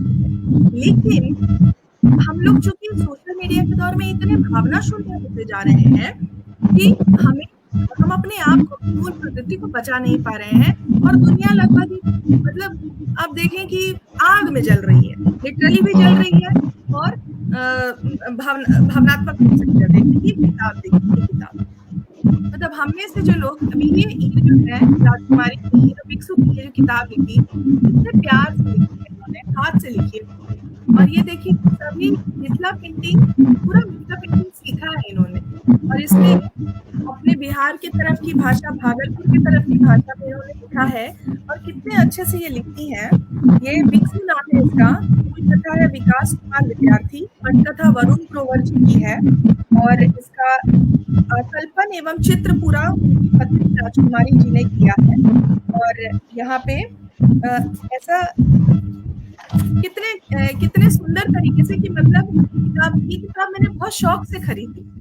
ये आपको ये मतलब एक तक्षशिला प्रकाशन ये सब करता है हिंदी के क्षेत्र में। ये एक ऐसी किताब है, बहुत शौक से खरीदी मैंने। तो वही है कि हम में से जो लोग कर सकते हैं वो ऐसी किताब बनाए कि जिनकी पास क्षमता है या जो कर सकते हैं चीजों के प्रति आकर्षित हों, वो लेने आए। और ये इनकी किताबें कितनी प्यारी होती हैं, ये जो है किताबों में। ये ऋषभ जी ने कहा ना कि बच्चों से शुरू करना होगा, क्योंकि बच्चे ही हैं वो जिनको हम मोल्ड कर सकते हैं आज के युग में। प्रवीण झा जी इंटरनेट पर हमारे एक बहुत ही प्रसिद्ध लेखक हैं, वो हमेशा लिखते हैं कि मैं हर दिन जब सोता हूँ तो अपनी बेटियों को कहानी सुना करके सोता हूँ। उनसे प्रेरित होकर के मैंने भी कहानियां सुना करके अपने बच्चों को सुनाना शुरू किया। उसका असर हुआ है, उसका असर ये हुआ है कि बच्चे जो हैं मतलब वो एक्सप्रेस कर पाते हैं वो। ये देखिए कितनी प्यारी डिजाइनिंग में क्किताबें हैं। तो रोचक लोग कर रहे हैं मेहनत। प्रिंट मीडिया वाकई कभी खत्म नहीं होगा, क्योंकि इसका जो अलग विंग की किताबें उसका महत्व हमेशा बना रहेगा। और चाहे वो महिलाओं के सौंदर्य प्रसाधन की मैगजीन हो, चाहे वो फैशन की मैगजीन हो, वीडियोग्राफी की मैगजीन हो, चाहे वो आपके कहते तो है हमारे कॉर्पोरेट वर्ल्ड में ये कहते हैं आपको एक सीईओ जो होता है किसी कंपनी का, एक सीईओ कम से कम 1 साल में वाकई 365 किताबें पढ़ता है। शशि थरूर को चाहे हम लोग राजनीति से कितनी भी आलोचना करें विभिन्न चीजों के प्रति, वो छोड़ दीजिए, पर देखिए उस व्यक्ति के अंदर कितनी क्षमता है किताब पढ़ने की। साल में 365 किताबें वो पढ़ते हैं और उनकी किताबें। तो हमको ये देखना होगा, हमको उन लोगों को देखना होगा कि उनका किसी का व्यक्तित्व अगर चमका तो कैसे चमका, उसने कितना स्वाध्याय किया है। विनोद दुआ को हम देखते हैं तो हमें लगता है कि ये आदमी ये इस तरीके का कैसे बना होगा, इसने अकेले में क्या तैयारी की होगी जो ये विनोद दुआ बना। तो वो चीजें हम देखते हैं तो हमको पता चलता है कि स्वाध्याय ही है, किताब पढ़ने का जो है वो तेज उत्पन्न कर देता है, आपको जगा देता है। तो ये कुछ चीजें हैं जो मैं यहाँ रखना चाहूंगी और अपनी बात को विराम देना चाहूंगी। मैं तो किताब पढ़ने के लिए बहुत उत्साहित हूँ और आजकल मैं बहुत ज्यादा मंगवा रही हूँ उन लोगों से। ये नाजिया खान जी हैं और उनके हस्बैंड हैं, ये इन लोगों ने इनका मैंड्रिक पब्लिकेशन खोली है, उससे मंगवाती हूँ। फिर अमेजन से तो आती ही है। फिर अमेजन कैसा है ना, मुझे एक तरीके का ऐसे मतलब ड्रैगन लगता है कि जैसे वो सब चीजों को लेता है और उसको खत्म कर देना चाहता है, जैसे कि मार्केट कैप्चर कर लेना चाहता है। तो मैं उधर भी अध्ययन करती हूँ कि किताब कहाँ से मंगवानी चाहिए, कौन ऐसा है जो मेहनत करके किताब को छाप रहा है। अब ये नाजिया खान संपादक है, पढ़ती है, मतलब ये भी देखनी है, हमको ये भी देखना है कि किताब कहाँ से मंगवा रहे हैं, किससे मंगवा रहे हैं, किस प्रकाशन से मंगवा रहे हैं, कौन सी किताब मंगवा रहे हैं, किसको पढ़ रहे हैं। किताब पढ़ते टाइम पे 4-5 लाइन के बाद सिर्फ हमने किताब 300 की है, तो ये बात जो है एक लग रहा है कि ये मुदित श्रीवास्तव उभरते हुए लेखक है। बड़ी प्यारी बात उन्होंने अपने गुप्ता नाम के टॉक शो में कही थी कि कोई लेखक है, 5 पेज पढ़ी, नहीं पसंद आता है, महंगी किताब है, फिर भी छोड़ दो, लेकिन जो पूरा जो अपील करे वो पढ़ो। क्या पढ़ रहे हैं बहुत जरूरी है, ये भी देखना। सिर्फ किताब है इसलिए नहीं पढ़ सकते हैं, क्या पढ़ रहे हैं, क्योंकि जो खाना खाते हैं उससे हम बनते हैं, जो किताब पढ़ते हैं उससे हम बनते हैं। तो हम अपने आप को कैसा बना रहे हैं वो भी जरूरी है। तो यही हुआ, बहुत ज्यादा समय ले लिया मैंने। थैंक यू सो मच, बस अपनी बात को विराम दे दूं। बहुत बहुत धन्यवाद प्रज्ञा जी, आपकी पूरी बातों का लब्बो लुआब मुझे समझ में आया। मोस्ट प्रॉब्ली ये है कि सोशल मीडिया को नकारो मत, लेकिन सोशल मीडिया के साथ साथ अपने को अवेयर रखो कि हम क्या पढ़ रहे हैं, क्यों पढ़ रहे हैं, क्योंकि किसी भी दौर को हमें स्वीकार करके ही उसके अच्छाई और बुराई समझ में आती है। स्वीकार तो करना पड़ेगा क्योंकि दौर परिवर्तनशील है, समय परिवर्तनशील है, और इस परिवर्तनशीलता को स्वीकार करके अपने को बनाए रखना ही हमारी उपलब्धि है। सबसे बड़ी बात जो जिससे मैं पूरी तरह सहमत हूँ कि ये बात बिल्कुल सच है कि अभी एक आया कि किसी की डेथ हो गई, हमने RIP लिखा, फिर आया शादी का, फिर हमने खुशी खुशी एक और कमेंट कर दिया। इससे क्या होता है कि एक भाव में व्यक्ति कुछ देर नहीं रह पाता है। ये सोशल मीडिया का एक सबसे बड़ा जो हमें गलत दिख रहा है चिन्ह लोगों में। और बिल्कुल सही कहा कि प्रवृत्ति है वो चेंज होती रहती है, और वह सोशल मीडिया प्रवृत्ति हर सेकंड में चेंज होती है, हर पल चेंज होती है। लेकिन ये कुछ दिनों का शायद दौर है, कुछ दिनों बाद फिर सब किताबों की ओर जाएंगे। ये आपका अच्छा साइन मुझे अच्छा लगा, और हो सकता है हम इस दौर को फिर से देखें। और आप जैसे लोग काम कर ही रहे हैं, ठीक है, कुछ लोग नहीं कर रहे, काफी लोग नहीं कर रहे हैं, तो हम लोग ऐसी चर्चा करते रहेंगे, बातचीत करते रहेंगे, तो बातें तो आगे जाएंगी। शरद कोकास जी लिख रहे हैं कि केवल किताबें पढ़ना काफी नहीं है, हम कौन सी किताब पढ़ रहे हैं यह जानना भी जरूरी है। बहुत अच्छी बात कही प्रज्ञा ने, मैं भी इस बात से सहमत हूँ। कौन सी पढ़ रहे हैं, क्यों पढ़ रहे हैं, हम किस लिए पढ़ रहे हैं, हमारा इंटरेस्ट भी है या नहीं, या हम कुछ इसके बारे में जानना भी चाहते हैं या नहीं। शशि थरूर जी का आपने एग्जाम्पल दिया कि नेगेटिव की ओर मत जाओ, कौन क्या है, पॉलिटिकल है, ठीक है, लेकिन उन्होंने किया क्या है अपने जीवन के लिए, अपने व्यक्तित्व को निखारने के लिए, इसको देखो। यानी हमें सकारात्मक दृष्टिकोण रखते हुए, हर दौर को स्वीकार करते हुए आगे आशा की उम्मीद के साथ जीना चाहिए कि किताबों का दौर फिर से आएगा। ठीक है, महंगाई बढ़ गई है, किताबें महंगी हो गई हैं, और आपने बोला गरीब के बच्चों को किताब नहीं पहुंच पा रही हैं, वो आकर्षण में उलझे हुए हैं। तो इसके लिए आपने, मुझे जो लगा कि किताबों को भी बहुत आकर्षक बनाने की जरूरत है, जो आपने एग्जाम्पल दिया अभी राजकुमारी की। अगर ऐसी शायद आकर्षक किताबें और सस्ती हों तो शायद सब पहुंचने की उम्मीद में हम इस चर्चा को बढ़ाते हैं। बहुत बहुत धन्यवाद आपका। आदरणीय आपका, क्योंकि नाम आपका कुछ और, मधुरेश जी, मधुरेश जी की तरफ चलती हूँ इस चर्चा की यात्रा आगे बढ़ाते हुए। मधुरेश जी है, और हेलो, और यहाँ पर सभी हेलो, जुड़े हुए हैं। मैं जी सर, आवाज आ रही है? आवाज आ रही है भैया? जी सर, एक बार पुनः मैम आपको सादर प्रणाम। आदरणीय प्रज्ञा जी और मेरे स्नेहिल शिष्य ऋषभ पांडे, छोटी बहन अभी साक्षी पांडे जी जो संचालन कर रही थी, आप सबको बड़ी देर से मैं सुन रहा था और बहुत ही अच्छा, बस यही लग रहा था कि सुनता ही रहूं। लेकिन ये विषय इतना सुंदर है, इस पर बहुत कुछ कहा जा सकता है, और इस पर जो हमारे व्यूअर्स हैं जिनके विचार आ रहे हैं, मैं उनका भी हार्दिक स्वागत करता हूं, यथोचित अभिवादन करता हूं कि बहुत अच्छे अच्छे कमेंट उनके आए हैं। मैं समझता हूं कि जो भी लोग जुड़े हैं हम लोगों से आज के इस पटल पर, तो वो जरूर इन बातों से लाभान्वित होंगे, चाहे साहित्य के क्षेत्र में हो, चाहे सांस्कृतिक क्षेत्र में हो। लेकिन मैम को मैं इसलिए विशेष रूप से, मेरा हिंदी साहित्य भी, और हम सभी जो हिंदी साहित्य के अध्येता हैं, इनके प्रति कृतज्ञता का भाव व्यक्त करते हैं कि इस वय में भी इतना जीवंत बनी हुई है, और हम सबके प्रेरणा की स्रोत है कि ऐसे ऐसे विषय लेकर, जो मैं समझता हूं कि आज चर्चा के केंद्र में होने चाहिए और इन पर खूब चर्चाएं होनी चाहिए। तो ये अच्छा सा विषय आपने चुना है। मेरे एक शिष्य ने ही मुझसे संपर्क किया और उसने मुझसे निवेदन किया कि सर आपको जो है इस परिचर्चा में भाग लेना है।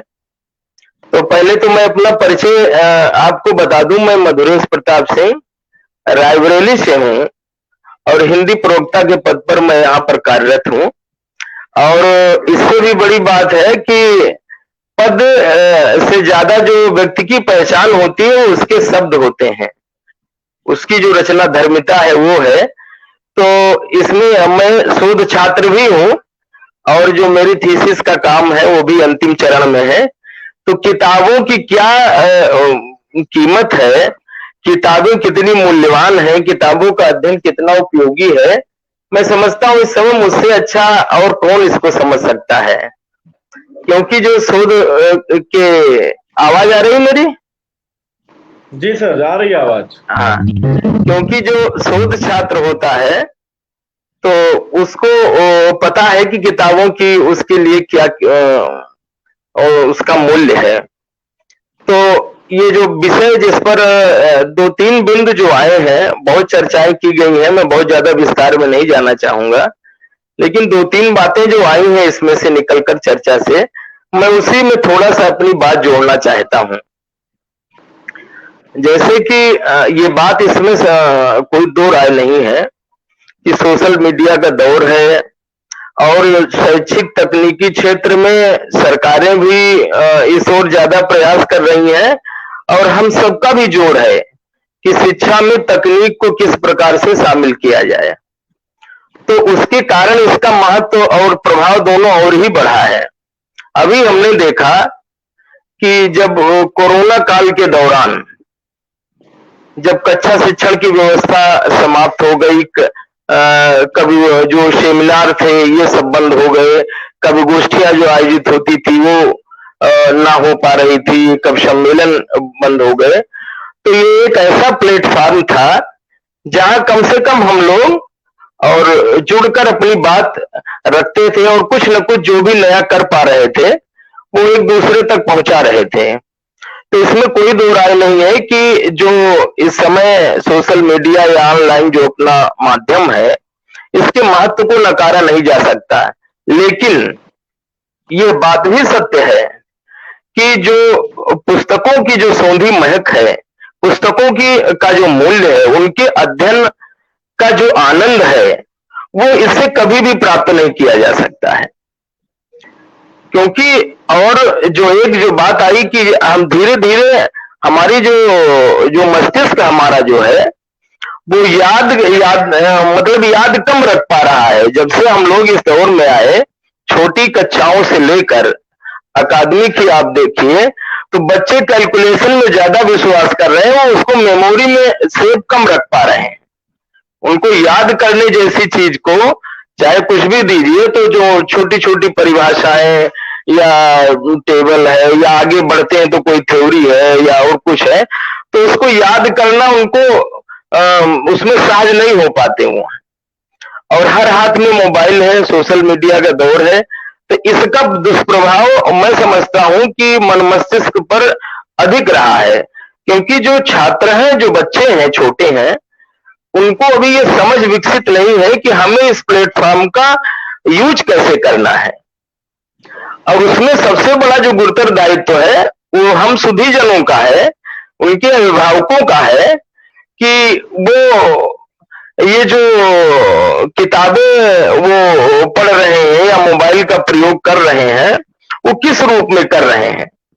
जैसे हमारे पास भी, आपके पास भी ये माध्यम है, तो इस माध्यम का प्रयोग मैम कर रही है कि इसमें कैसे हिंदी की वर्तनी को सुधारा जाए, कैसे अच्छे अच्छे विषय आए, इन पे चर्चा हो कि हमारा जो साहित्य है, जो संस्कृति है, जो सामाजिक समरसता है कायम रहे। इसी प्लेटफॉर्म का प्रयोग लोग और तरह तरह के विध्वंसक कार्यों में भी कर रहे हैं। तो ये तो यूज और मिसयूज पर उसके निर्भर है। तो हम सबका दायित्व है कि हम लोग अपने आसपास का परिवेश एक ऐसा बनाएं, चाहे वो विद्यालयी परिवेश हो, पारिवारिक परिवेश हो या समाज का परिवेश हो, जिसमें कम से कम लोगों को उसके यूज और मिसयूज से जो जुड़ी हुई बातें हैं, उसके प्रयोग से जुड़ी हुई बातें हैं, उसको वो समझे। और इसको नकार इसलिए नहीं सकते हैं क्योंकि अभी जो न्यू एजुकेशन पॉलिसी आई है, इसको देखिए तो वो शुरू से ही हम ऑडियो वीडियो और ये सब सारा सिस्टम लेकर आ रहे हैं। तो बच्चों को यह है कि बैग नहीं रहेंगी, उनके पास किताबें नहीं रहेंगी, वो केवल प्रोजेक्टर पर देखेंगे, उससे सीखेंगे। तो जो बेस उनका है वहीं से हम उनको धीरे धीरे वो थर्ड तक है कि शायद पुस्तकें नहीं रहेंगी उनके पास, वो केवल वो अपना प्ले ग्रुप सिस्टम से ही सब काम होगा और कुछ उनको ऑडियो या वीडियो के माध्यम से बताया जाएगा। धीरे धीरे लेकिन जब वो बढ़ते हैं और जब वो एकेडमिक रूप से आगे, तो हम देखते तो उनको पुस्तकों की आवश्यकता पड़ती है। और मैं अपना स्वयं का अनुभव बता रहा हूं कि जब प्रतियोगी परीक्षाओं, जब अध्यापन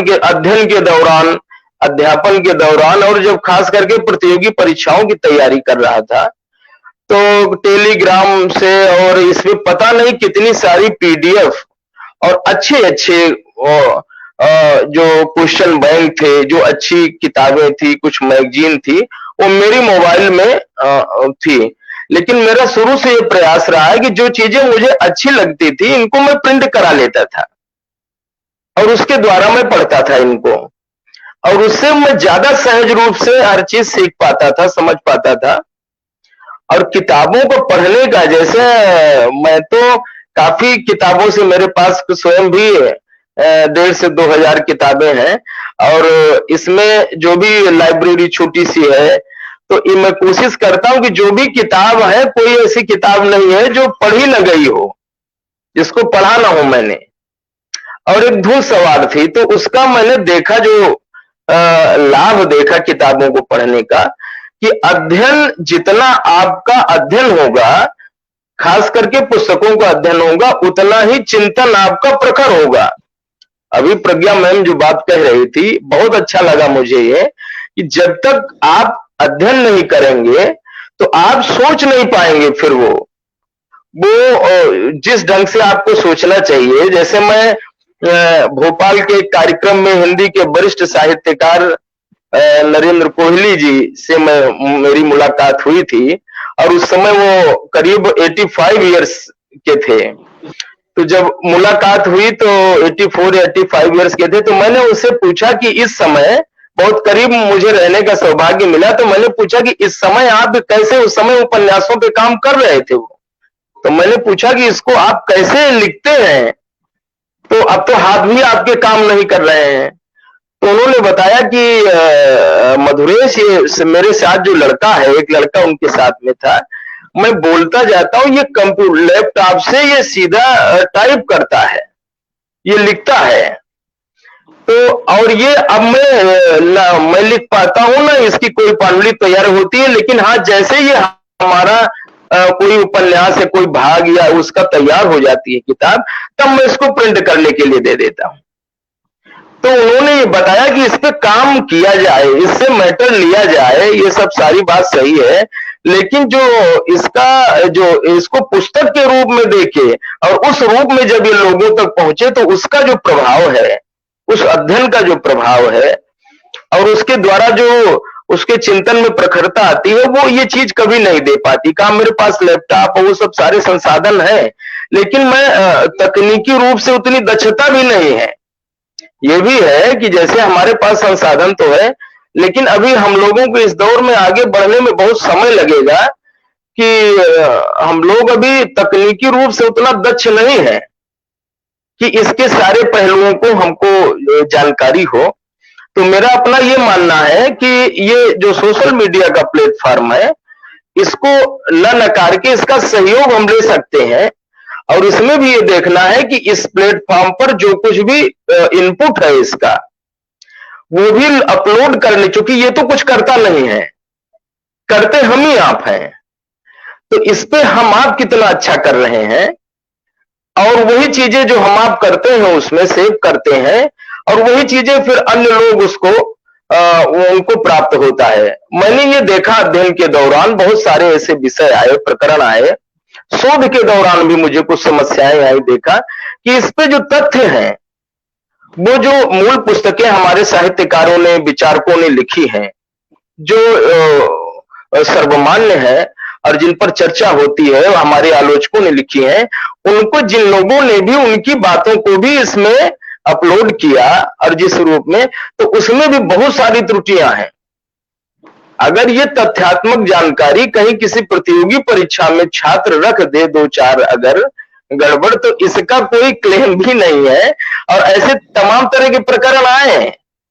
तो इसमें और ये चीजें उसके साथ रही कि इसमें तथ्य भी जो है वो उतने इफेक्टिव नहीं है, पुस्तक के रूप में है, कहीं और कोई बात है तो उस पर हम फोकस भी कर सकते हैं और जान भी सकते हैं कि इसमें अच्छा बुरा क्या। जैसे आज का ही दिन ले लीजिए, अभी आज मैं रायबरेली का रहने वाला हूं। आज आचार्य महादेव प्रसाद द्विवेदी जी की जयंती 9 मई है, तो उसको मनाया जा रहा है यहाँ, और आज यहाँ पुष्पांजलि का कार्यक्रम था, सारी बात थी। लेकिन अभी एक हमारे मित्र ने जब हमको भेजा व्हाट्सएप पर कि मैं गूगल पे ढूंढ रहा हूं तो वहां कुछ जुलाई और कुछ आ रहा है, उनकी जो डेट ऑफ जयंती का जो समय है 9 मई ना आके कुछ और आ रहा है।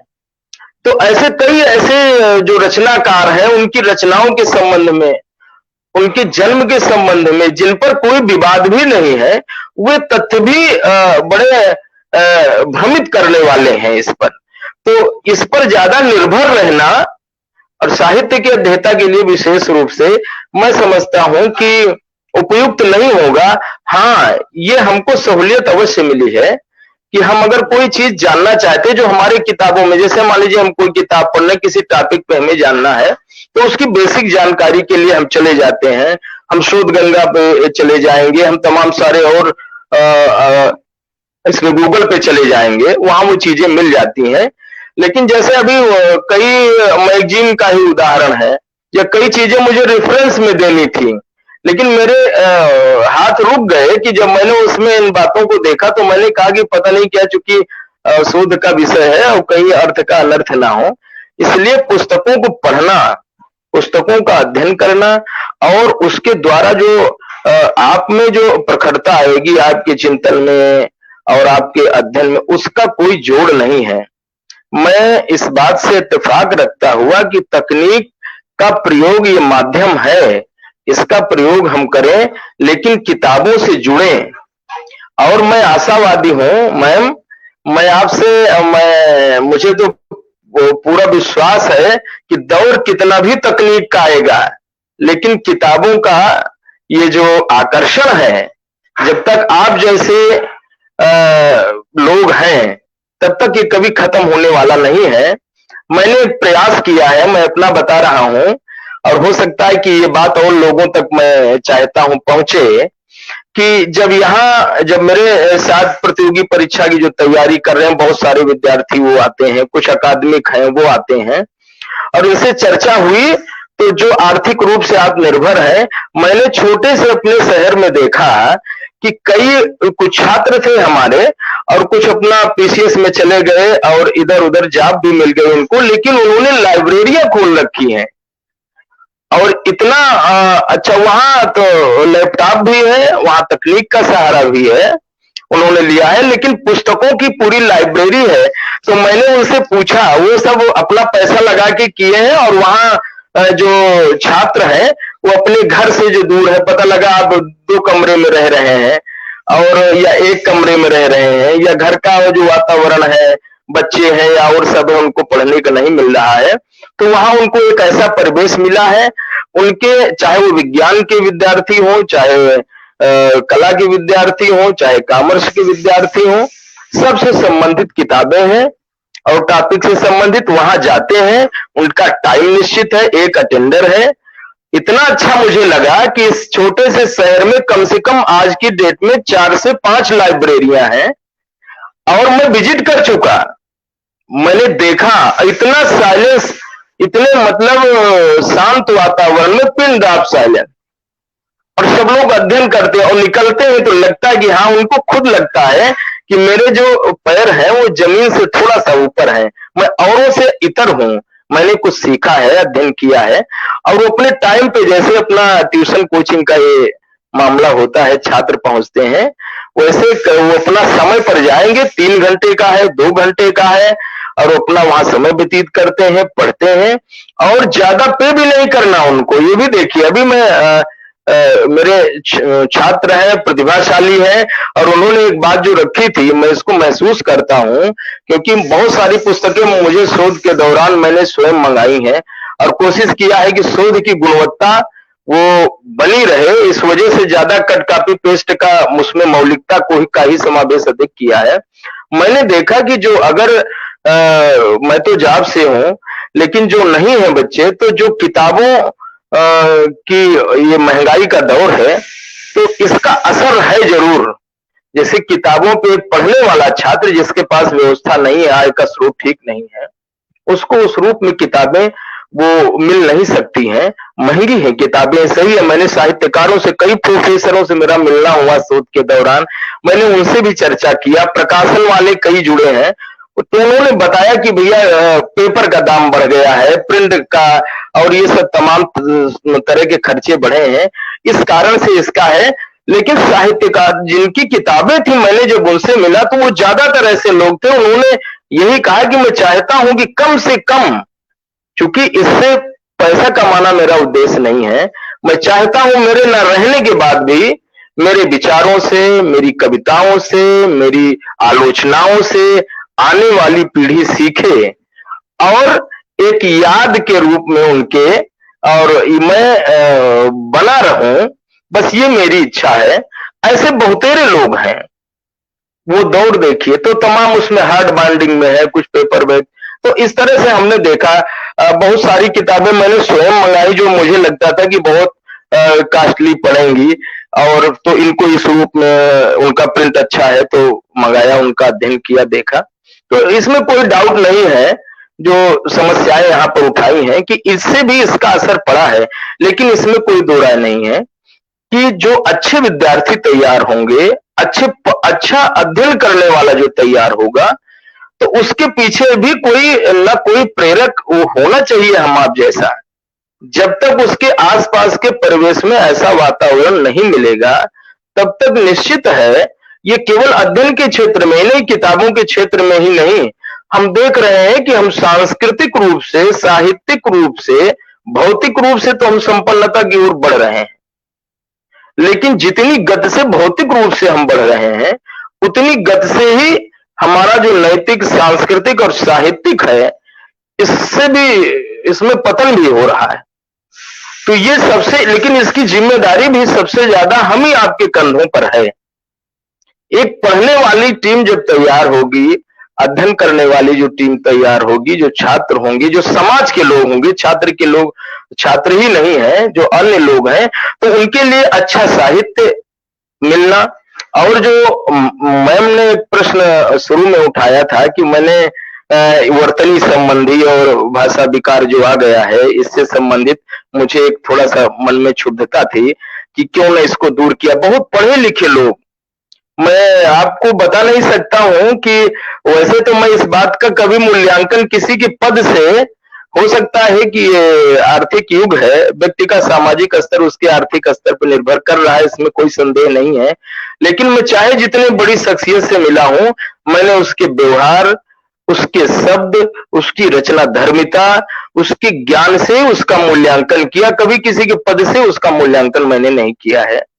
और मैं ये मानता हूं कि वही उसकी श्रेष्ठता भी है। तो ये जो मैम ने प्रश्न उठाया कि ये विसंगति, तो मैं, ये बचपन से मुझ में था, आज भी है। मेरे विद्यार्थी जो हैं वो जानते हैं इस बात को लेकर कि वर्तनी के लिए और जो शुद्ध हिंदी का चलन ऐसा नहीं है, तमाम सारे जो आंग्ल भाषा के शब्द हैं इनको भी मैंने स्वीकार किया है, कुछ अपने उर्दू के हैं और अन्य के हैं, उनको भी स्वीकार करना ये ठीक है, क्योंकि जब भाषा आधुनिक हुई तो उनको सहज रूप से हमें स्वीकार करना पड़ेगा। लेकिन जानबूझकर जो व्याकरणिक त्रुटियां की जा रही हैं, और मैं ये भी कह सकता हूं कि जानबूझकर ना ज्ञानता बस ही सही, मैंने कई जगह इसको देखा कि कई प्लेटफॉर्म पर जब मैंने वहां कोई टिप्पणी किया समझाने का या बताने का भी, और तथ्यों के साथ मैंने भी समझाने की कोशिश की, तो लोग उसको डिनाई किए, वो स्वीकार करने के लिए भी तैयार नहीं है। तो फिलहाल उस पर कोई कमेंट नहीं है। लेकिन मैं कहीं भी जाता हूं, आज भी मैं जिस विद्यालय में भी गया हूं, तो सबसे पहले वहां की लाइब्रेरी को चेक किया, उन दीवारों को मैंने चेक किया, गेट पर चेक किया कि जो लिखा है मेरे यहाँ, जो वॉल पेंटिंग हुई है उसमें या कोई कमेंट लिखा, किसी के विचार लिखे हैं, तो इसमें कहीं अशुद्धता तो नहीं है। तो व्याकरणिक दृष्टि से वो शुद्ध हो और बाकायदा उसका संशोधन, परिमार्जन, क्योंकि मैं भी सीख ही रहा हूं, और ये जो बात कही गई है, मैंने अक्षरशः उसका पालन किया कि एक हिंदी का अच्छा अध्यापक जब तक एक अच्छा विद्यार्थी नहीं बन पाता है, वो अच्छा अध्यापक नहीं रह जाता है। क्योंकि ये बात जो कही जाती है कि बहुत पढ़ा हुआ होना नहीं चाहिए, बहुत स्कॉलर हो, ये बात मायने नहीं रखती है। लाभान्वित उसी से होते हैं उसके परिवेश से जुड़े हुए लोग जो पढ़ता हुआ हो। तो जो पढ़ता हुआ व्यक्ति रहता है वो तो नई नई चीजों को अपने में वो अपग्रेड करता रहता है, उसका समावेश करता जाता है। तो वो जहां जहां इस तरह की बातें आती हैं तो उसका अपने आप मन दुख जाएगा। कभी कभी एक हमारे मित्र थे अंग्रेजी के, तो हमको एक वर्तनी पर एक वो कहानी छोटी सी सुनाते थे। हो सकता है वो काल्पनिक ही हो, लेकिन मुझे बहुत ही अच्छा लगा इस पर। उनका वो कह रहे थे कि एक अंग्रेजी के अध्यापक थे और वो वर्तनी सुधार के लिए इतना प्रयासरत रहते थे और उनको अच्छा ज्ञान था उसका। एक बार क्षुब्ध होकर, उनकी एक ही पुत्री थी और उसने क्षुब्ध होकर प्रेम विवाह कर लिया, और चूंकि पिता उससे सहमत नहीं थे तो एक पत्र वो पिता के नाम छोड़ जाती है। मुझे संस्मरण में मेरे है, इसलिए मैं आपसे शेयर कर रहा हूं। तो एक पत्र वो पिता के नाम छोड़ जाती है। तो उस पत्र को पिता जब पाता है, वो अंग्रेजी का अध्यापक, तो वो मतलब बिलखने लगता है। वो तो उसके जो साथी होते जुड़े हुए उससे पूछते हैं कि उसको सांत्वना देने लगते हैं। उसको लगता है कि जो इसकी लड़की है उसने प्रेम विवाह कर लिया, घर छोड़ दिया, इस कारण ही बिलख रहे हैं। तो उसके पिता ने उत्तर दिया कि मैं इसलिए नहीं बिलख रहा हूं, वो तो ठीक है, वो स्वतंत्र है, वो सक्षम है इस सोचने में। मैं बिलख इसलिए रहा हूं कि जो इसने अंग्रेजी में पत्र लिखा है इसमें करीब 10 जगह स्पेलिंग मिस्टेक की है। अब आप समझ सकती हैं कि इसमें तमाम सारी व्याकरणिक त्रुटियां, इसके लिए मैं दुखी हूं कि मैंने इसको इतने अच्छे से इसको पढ़ाया है, समझाया है। तो ये भी है दौर, इस तरह से लोग भी जुड़े रहते हैं, काम कर रहे हैं। तो ऐसे लोगों को आना, जब आचार्य महावीर प्रसाद द्विवेदी जी ने जो हिंदी साहित्य के और जो कभी अविस्मरणीय रहेंगे हम लोगों के लिए, क्या हिंदी साहित्य तो उनका ऋणी है ही है। उन्होंने जब ये अभियान चलाया हिंदी की शुद्धता का, इसके परिमार्जन का, तो उनका भी विरोध हुआ। बीच में उनका विरोध इस बात, बीच में रोकूंगी। विषय इतर हो रहा है, यह इस तरह का विषय में फिर कभी रखेंगे, कभी रखूंगी। मुझे माफ करिएगा, मेरी दृष्टि के लिए माफ करिएगा। आपने बहुत अच्छी बात ये बताई है कि सोशल मीडिया हमारा सहयोगी है। अगर सोशल मीडिया नहीं होता तो शायद हम सब एक दूसरे के साथ नहीं, आमने सामने नहीं होते। सहयोगी है, इसमें कोई दो राय नहीं है, लेकिन किताबों का भी महत्व कहीं नहीं है। क्योंकि जो आपने एग्जाम्पल दिया कि गांव में लाइब्रेरी बनी हुई है, लोग जाते हैं, पढ़ते हैं, तो ये 4 लोगों से बातें करने से ही पता चलती हैं कि माजरा कुछ और है, हमें दिखाई कुछ और दे रहा है। ऐसा नहीं है, मतलब लोग किताबों से जुड़े हैं, पढ़ रहे हैं, लिख रहे हैं, ऐसा नहीं है। हमारे यहाँ भी किताबों का बड़ा चलन है, ऐसा नहीं है। भगत सिंह जी, आपका बहुत बहुत स्वागत है। आप लिख रहे हैं तकनीकी विकास कितना भी हो जाए, किताबों की आवश्यकता तो बनी ही रहेगी, इसमें कोई दो राय नहीं। लेकिन सभी वक्ताओं ने महंगाई की ओर संकेत किया है कि महंगा होने से बहुत समस्या है। किताबें महंगी हो गई हैं, कागज महंगे हो गए हैं, लोग तक पहुंच नहीं पा रहा है। ऐसे पीडीएफ आदि सोशल मीडिया पे है, वो हमारे लिए सहयोगी करते हैं। ये बहुत अच्छी बात है आपने। और एक बात आपने बताई, शब्द ज्ञान और रचना धर्मिता, ये बिल्कुल सही है। शब्द ज्ञान और रचना धर्मिता ही व्यक्ति के मूल्यांकन होता है। लेकिन जो किस गलतियों को लगे हुए हैं वो गलतियां जानबूझ के नहीं होती, क्योंकि ये का दौर है, तो गलती से उंगली पड़ जाती है, ध्यान नहीं देते हैं, फिर पोस्ट हो जाता है। गलती कोई नहीं करता है जानबूझ के तो कोई गलती करता ही नहीं है। ये सारी गलतियां अनजाने होती हैं, और या तो कुछ लोगों को लगाना नहीं आता है। टेक्निकल, जैसे आपने कहा, तकनीकी हमारे पहुंच के बाहर है, बहुत दूर तक हम नहीं पहुंच पाए हैं, तकनीकी में दक्ष नहीं है।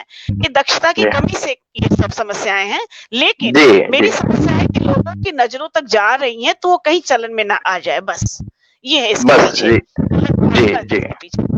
तो हम चाहते हैं मैम कि सभी आशावादी रहे और ज्यादा से ज्यादा लोग, सभी लोग ये पुस्तकों का दौर कभी ये खत्म नहीं होगा। इसके प्रति लगाव, इसकी जो सूंधी महक है, इससे जो जुड़ाव है, ये चलता रहेगा। आप जैसी लोग ये प्रेरणा पुंज बनकर सबका मार्गदर्शन करेंगी और हम सबके ऊपर ये गुरुतर दायित्व है कि इसको जीवंत बनाए रखें। और आपसे जुड़कर, आपका स्नेहिल सानिध्य पाकर मैं भी कृतकृत हूँ। सादर प्रणाम। जी जी। अभी शरद कोकाज जी लिख रहे हैं, तकनीकी की दृष्टि से किताब का एरिया मोबाइल के स्क्रीन के दृष्टि से बड़ा होता है और आंखों के लिए भी फ्रेंडली होता है। ये बात मुझे पहुंचाना है, आप सब लोगों को पहुंचाना पड़ेगा और मुझे भी समझना है, क्योंकि मैं भी बहुत ज्यादा देखती हूँ। तो किताबों भी होना पड़ेगा, ये बहुत जरूरी है।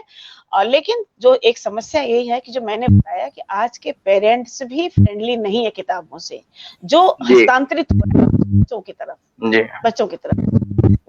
मेरी चिंता का विषय ये है कि हस्तांतरित हो रहा है हमारे बच्चों की तरफ। लेकिन प्रज्ञा जी जैसे लोग अगर हैं और अपने बच्चों को कहानियां सुनाते हैं रात में, जैसा कि हमारी माएँ किया करती थी, हमारे दादा दादी किया करते थे, नानी किया करते थे, आज ये चीज, ये दौर खत्म हो गया है, कम हो गया है। बहुत कम क्या, बिल्कुल नहीं हो गया है। टीवी सीरियल और इसमें देख रहे हैं लोग, किताबों की कहानियां नहीं सुनाते हैं।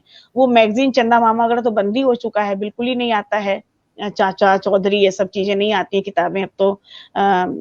ये क्या सरिता नारायण जी लिख रही हैं, सोशल मीडिया पर लोग आभासी रूप से तो सोशल हो गए हैं, किंतु प्रत्यक्ष रूप से बहुत असामाजिक हो गए हैं। प्रज्ञा जी वाली बात है कि सोशल मीडिया भाव शून्य बना रही है लोगों को, इसमें कोई शक नहीं है। तो आज की चर्चा बहुत ही लाभदायक रही। मुझे लगता है कि जितने भी हमारे व्यूवर्स जुड़े हुए हैं और हमें जो संकेत दे रहे हैं, काफी अच्छा रहा। आप शायद, हमको लगता है ऋषभ जी जा चुके हैं, चूंकि रात हो गई है काफी, इसलिए शायद ऋषभ जी जा चुके हैं। तो मैं अंत में जो लोग जा चुके हैं, ऋषभ जी, साक्षी जी, आप सभी लोगों का मैं तहे दिल से आभार व्यक्त करते हुए, प्रज्ञा जी और हाँ बोलिए। एक मिनट बोलिए। एक मिनट। हाँ। ये वो किताब है जो मैं दिखाना चाह रही थी, अगर दिख रहा होगा तो। ये देखिए कितनी प्यारी, कितनी सुंदर किताब है। ऊपर करिए, थोड़ा सा ऊपर करिए, थोड़ा ऊपर करिए तो दिखेगा। ये दिख रहा है मैम? हाँ, बिल्कुल। The man in riddles. Man in riddles, जी जी जी, बिल्कुल, बहुत खूबसूरत है। बहुत ये इस किताब को छापने और बनाने में ही अंकित चड्ढा जी ने बहुत समय लगाया था। वे अब नहीं रहे इस दुनिया में, बट अपने होने के बाद उन्होंने अमीर खुसरो के इन रिडल्स को इसमें कितने कलरफुल तरीके से सजाया है। ये सारे रंग यहाँ पे शायद नहीं समझ में आ रहे होंगे आपको, लेकिन ये आ रहे हैं, बहुत अच्छी तरह समझ में आ रहा है। और पता है मैम, हर एक रिडल के लिए एक ड्राइंग बनाई है, हर एक रिडल के लिए। तो मैम साधवी ने अपने होने के नाते उसने मतलब अपना खुसरो के प्रति प्रेम को किताब के रूप में सहेजा। तो ये कितना अच्छा मैसेज उन्होंने दिया कि जो भी आपका लाइफ का इनर कॉलिंग है, अपने लाइफ को एक बुक के फॉर्म में वो सहेज करके गए इस दुनिया से। सो आई हैव एंश्योर्ड कि मैंने उनकी ये किताब ली और उनकी ये वो दास्तान को देखिए, द हज़ीन हुआ यूं, ये किताबें जरूर लेके रख लेनी चाहिए। तो हाज़रीन हुआ यूं, ये दोनों किताबें मेरी फेवरेट किताबें हैं। और एक और जो मैं अपने बच्चों को सुनाती हूँ, ये चार चटोरे, यस, चार चटोरे, वीरेंद्र दुबे जी की। ये सारी मैम इनके तरफ आती हैं, भोपाल से छपी। ये देख रहे हैं मैम, तक्षशिला प्रकाशन का ये लोगो दिख रहा होगा आपको। कुछ लोग हैं जो बहुत सुंदर काम कर रहे हैं किताबों के लिए, खासकर भोपाल से बहुत अच्छा काम तो हो रहा है। अभी आप लिख रहे हैं शरद कोकाज जी कि इसके अलावा किताबों को उपहार में देने की परंपरा भी शुरू की जानी चाहिए। शरद जी, मैं आपको घर में ये काम होता है, किसी का बर्थडे है, किसी कोई आया तो मैं तो नहीं, मेरा बेटा है, करता है वो, किताबें भेंट देता है, 4 किताबें दे देता है एक साथ किसी के बर्थडे पर, ये वो, और किताबें ही जाती हैं हमारे घर से। बहुत अच्छी किताबों से परिचय करवाया प्रज्ञा जी ने जी। प्रज्ञा जी, आपका बहुत बहुत धन्यवाद कि आपने इन किताबों की चर्चा यहाँ पे की और दिखाया, जिसके पीछे मैंने यही बताया कि किताबों को भी बहुत आकर्षक होने की आज जरूरत है। उसके सुगंध जो क्या बोलेंगे, थोड़ा बदलने की, टेस्ट बदलने की जरूरत है। डिजाइन को डिजाइन, हाँ सुगंध डिजाइन ही है। छोटी सी बात है, बोलिए बोलिए। एक छोटी सी बात है कि एक जो इंडस्ट्री है, कार बनाने की इंडस्ट्री है ना मैम, तो डिजाइन थिंकिंग पे चलती है कि एक यूजर जो है उसको कार क्यों पसंद आएगा, उसका डिजाइन आकर्षक हो इसीलिए। वैसे ही पब्लिकेशन हाउसेस को किताबों के डिजाइन पे ध्यान देना होगा ताकि वो आई कैचिंग हो, उनकी डिजाइन का ऐसा माइन्यूट डिटेल्स हो कि वो लोगों को अपने तरफ खींच लें। बस नहीं, ये बिल्कुल सही आपने कहा कि समय बदला है, समय के बदलाव के साथ सब कुछ बदलाव की जरूरत है ताकि लोग अपने टेस्ट के अनुसार ले सकें, कर सकें। टेस्ट बदला है ना, पुरानी किताबों को मुझे लगता है कि बच्चे शायद पढ़ना नहीं पसंद करते हैं, उनको नई किताबें वाली हो तो अट्रैक्ट होते हैं। तो लेकिन समस्या ये कितने लोगों तक पहुंच पा रही है, हम आप देख रहे हैं, समझ रहे हैं, लेकिन समाज में हमारी बातें, ये चीजें कितनी दूर तक पहुंच रही हैं भाई। सबसे बड़ी समस्या तो ये है, पहुंच कितनी रही है, उसका एरिया कितना है, कितने दूर तक पहुंच रही है चीजें। बस ये बात मुझे अच्छी लगी मधुरेश जी की, गांव में लाइब्रेरी है, लोग बना रहे हैं, लोग पढ़ रहे हैं, देख रहे हैं, शायद वहां तक पहुंच जाए किताबें, अच्छा होगा अगर पहुंच जाए तो आज की चर्चा बहुत ही अच्छी रही, बहुत इंफॉर्मेटिव रही। हमारे 2 मित्र जा चुके हैं और एक मित्र यहाँ नहीं आए, भगवान उनको सहने की शक्ति दें, काफी तकलीफ में इस समय है वो मानसिक तौर पे। मैं अंत में आप सभी को तहे दिल से, हृदय से आपके उपस्थिति को नमन करते हुए आभार व्यक्त करती हूँ और भविष्य में आपके सहयोग की बार बार मैं कामना करते हुए आपसे विदा लेती हूँ। आप अपने आशीर्वाद से हमें नवाजें। एक सूचना और दे दूं, 25 मई को वार्षिकोत्सव हम मनाएंगे, क्योंकि हमारा साल पूरा हो रहा है हमारे पटल का, तो कुछ होना चाहिए। तो हम शायद आप लोगों को भी चाहेंगे अपनी अपनी फेस हमें यहाँ दिखाएं, अपना सुंदर मुखड़ा सब लोग दिखाएं, थोड़ा आशीर्वाद दें, 5 मिनट का ही सही, मैं भेजूंगी, लिंक वगैरह सब करूंगी, ठीक है। तो बहुत बहुत आभार। और पटल से जुड़े हुए सभी शुरू से लेकर अंत तक, शरद प्रकाश जी, सरिता नारायण जी, मनोरंजन जी, भगत सिंह जी, आप सभी लोगों का बहुत बहुत आभार कि आप लोग इतनी रात तक जुड़े रहे। 11:15 बज रहा है, 10:41 बहुत बहुत आभार, धन्यवाद।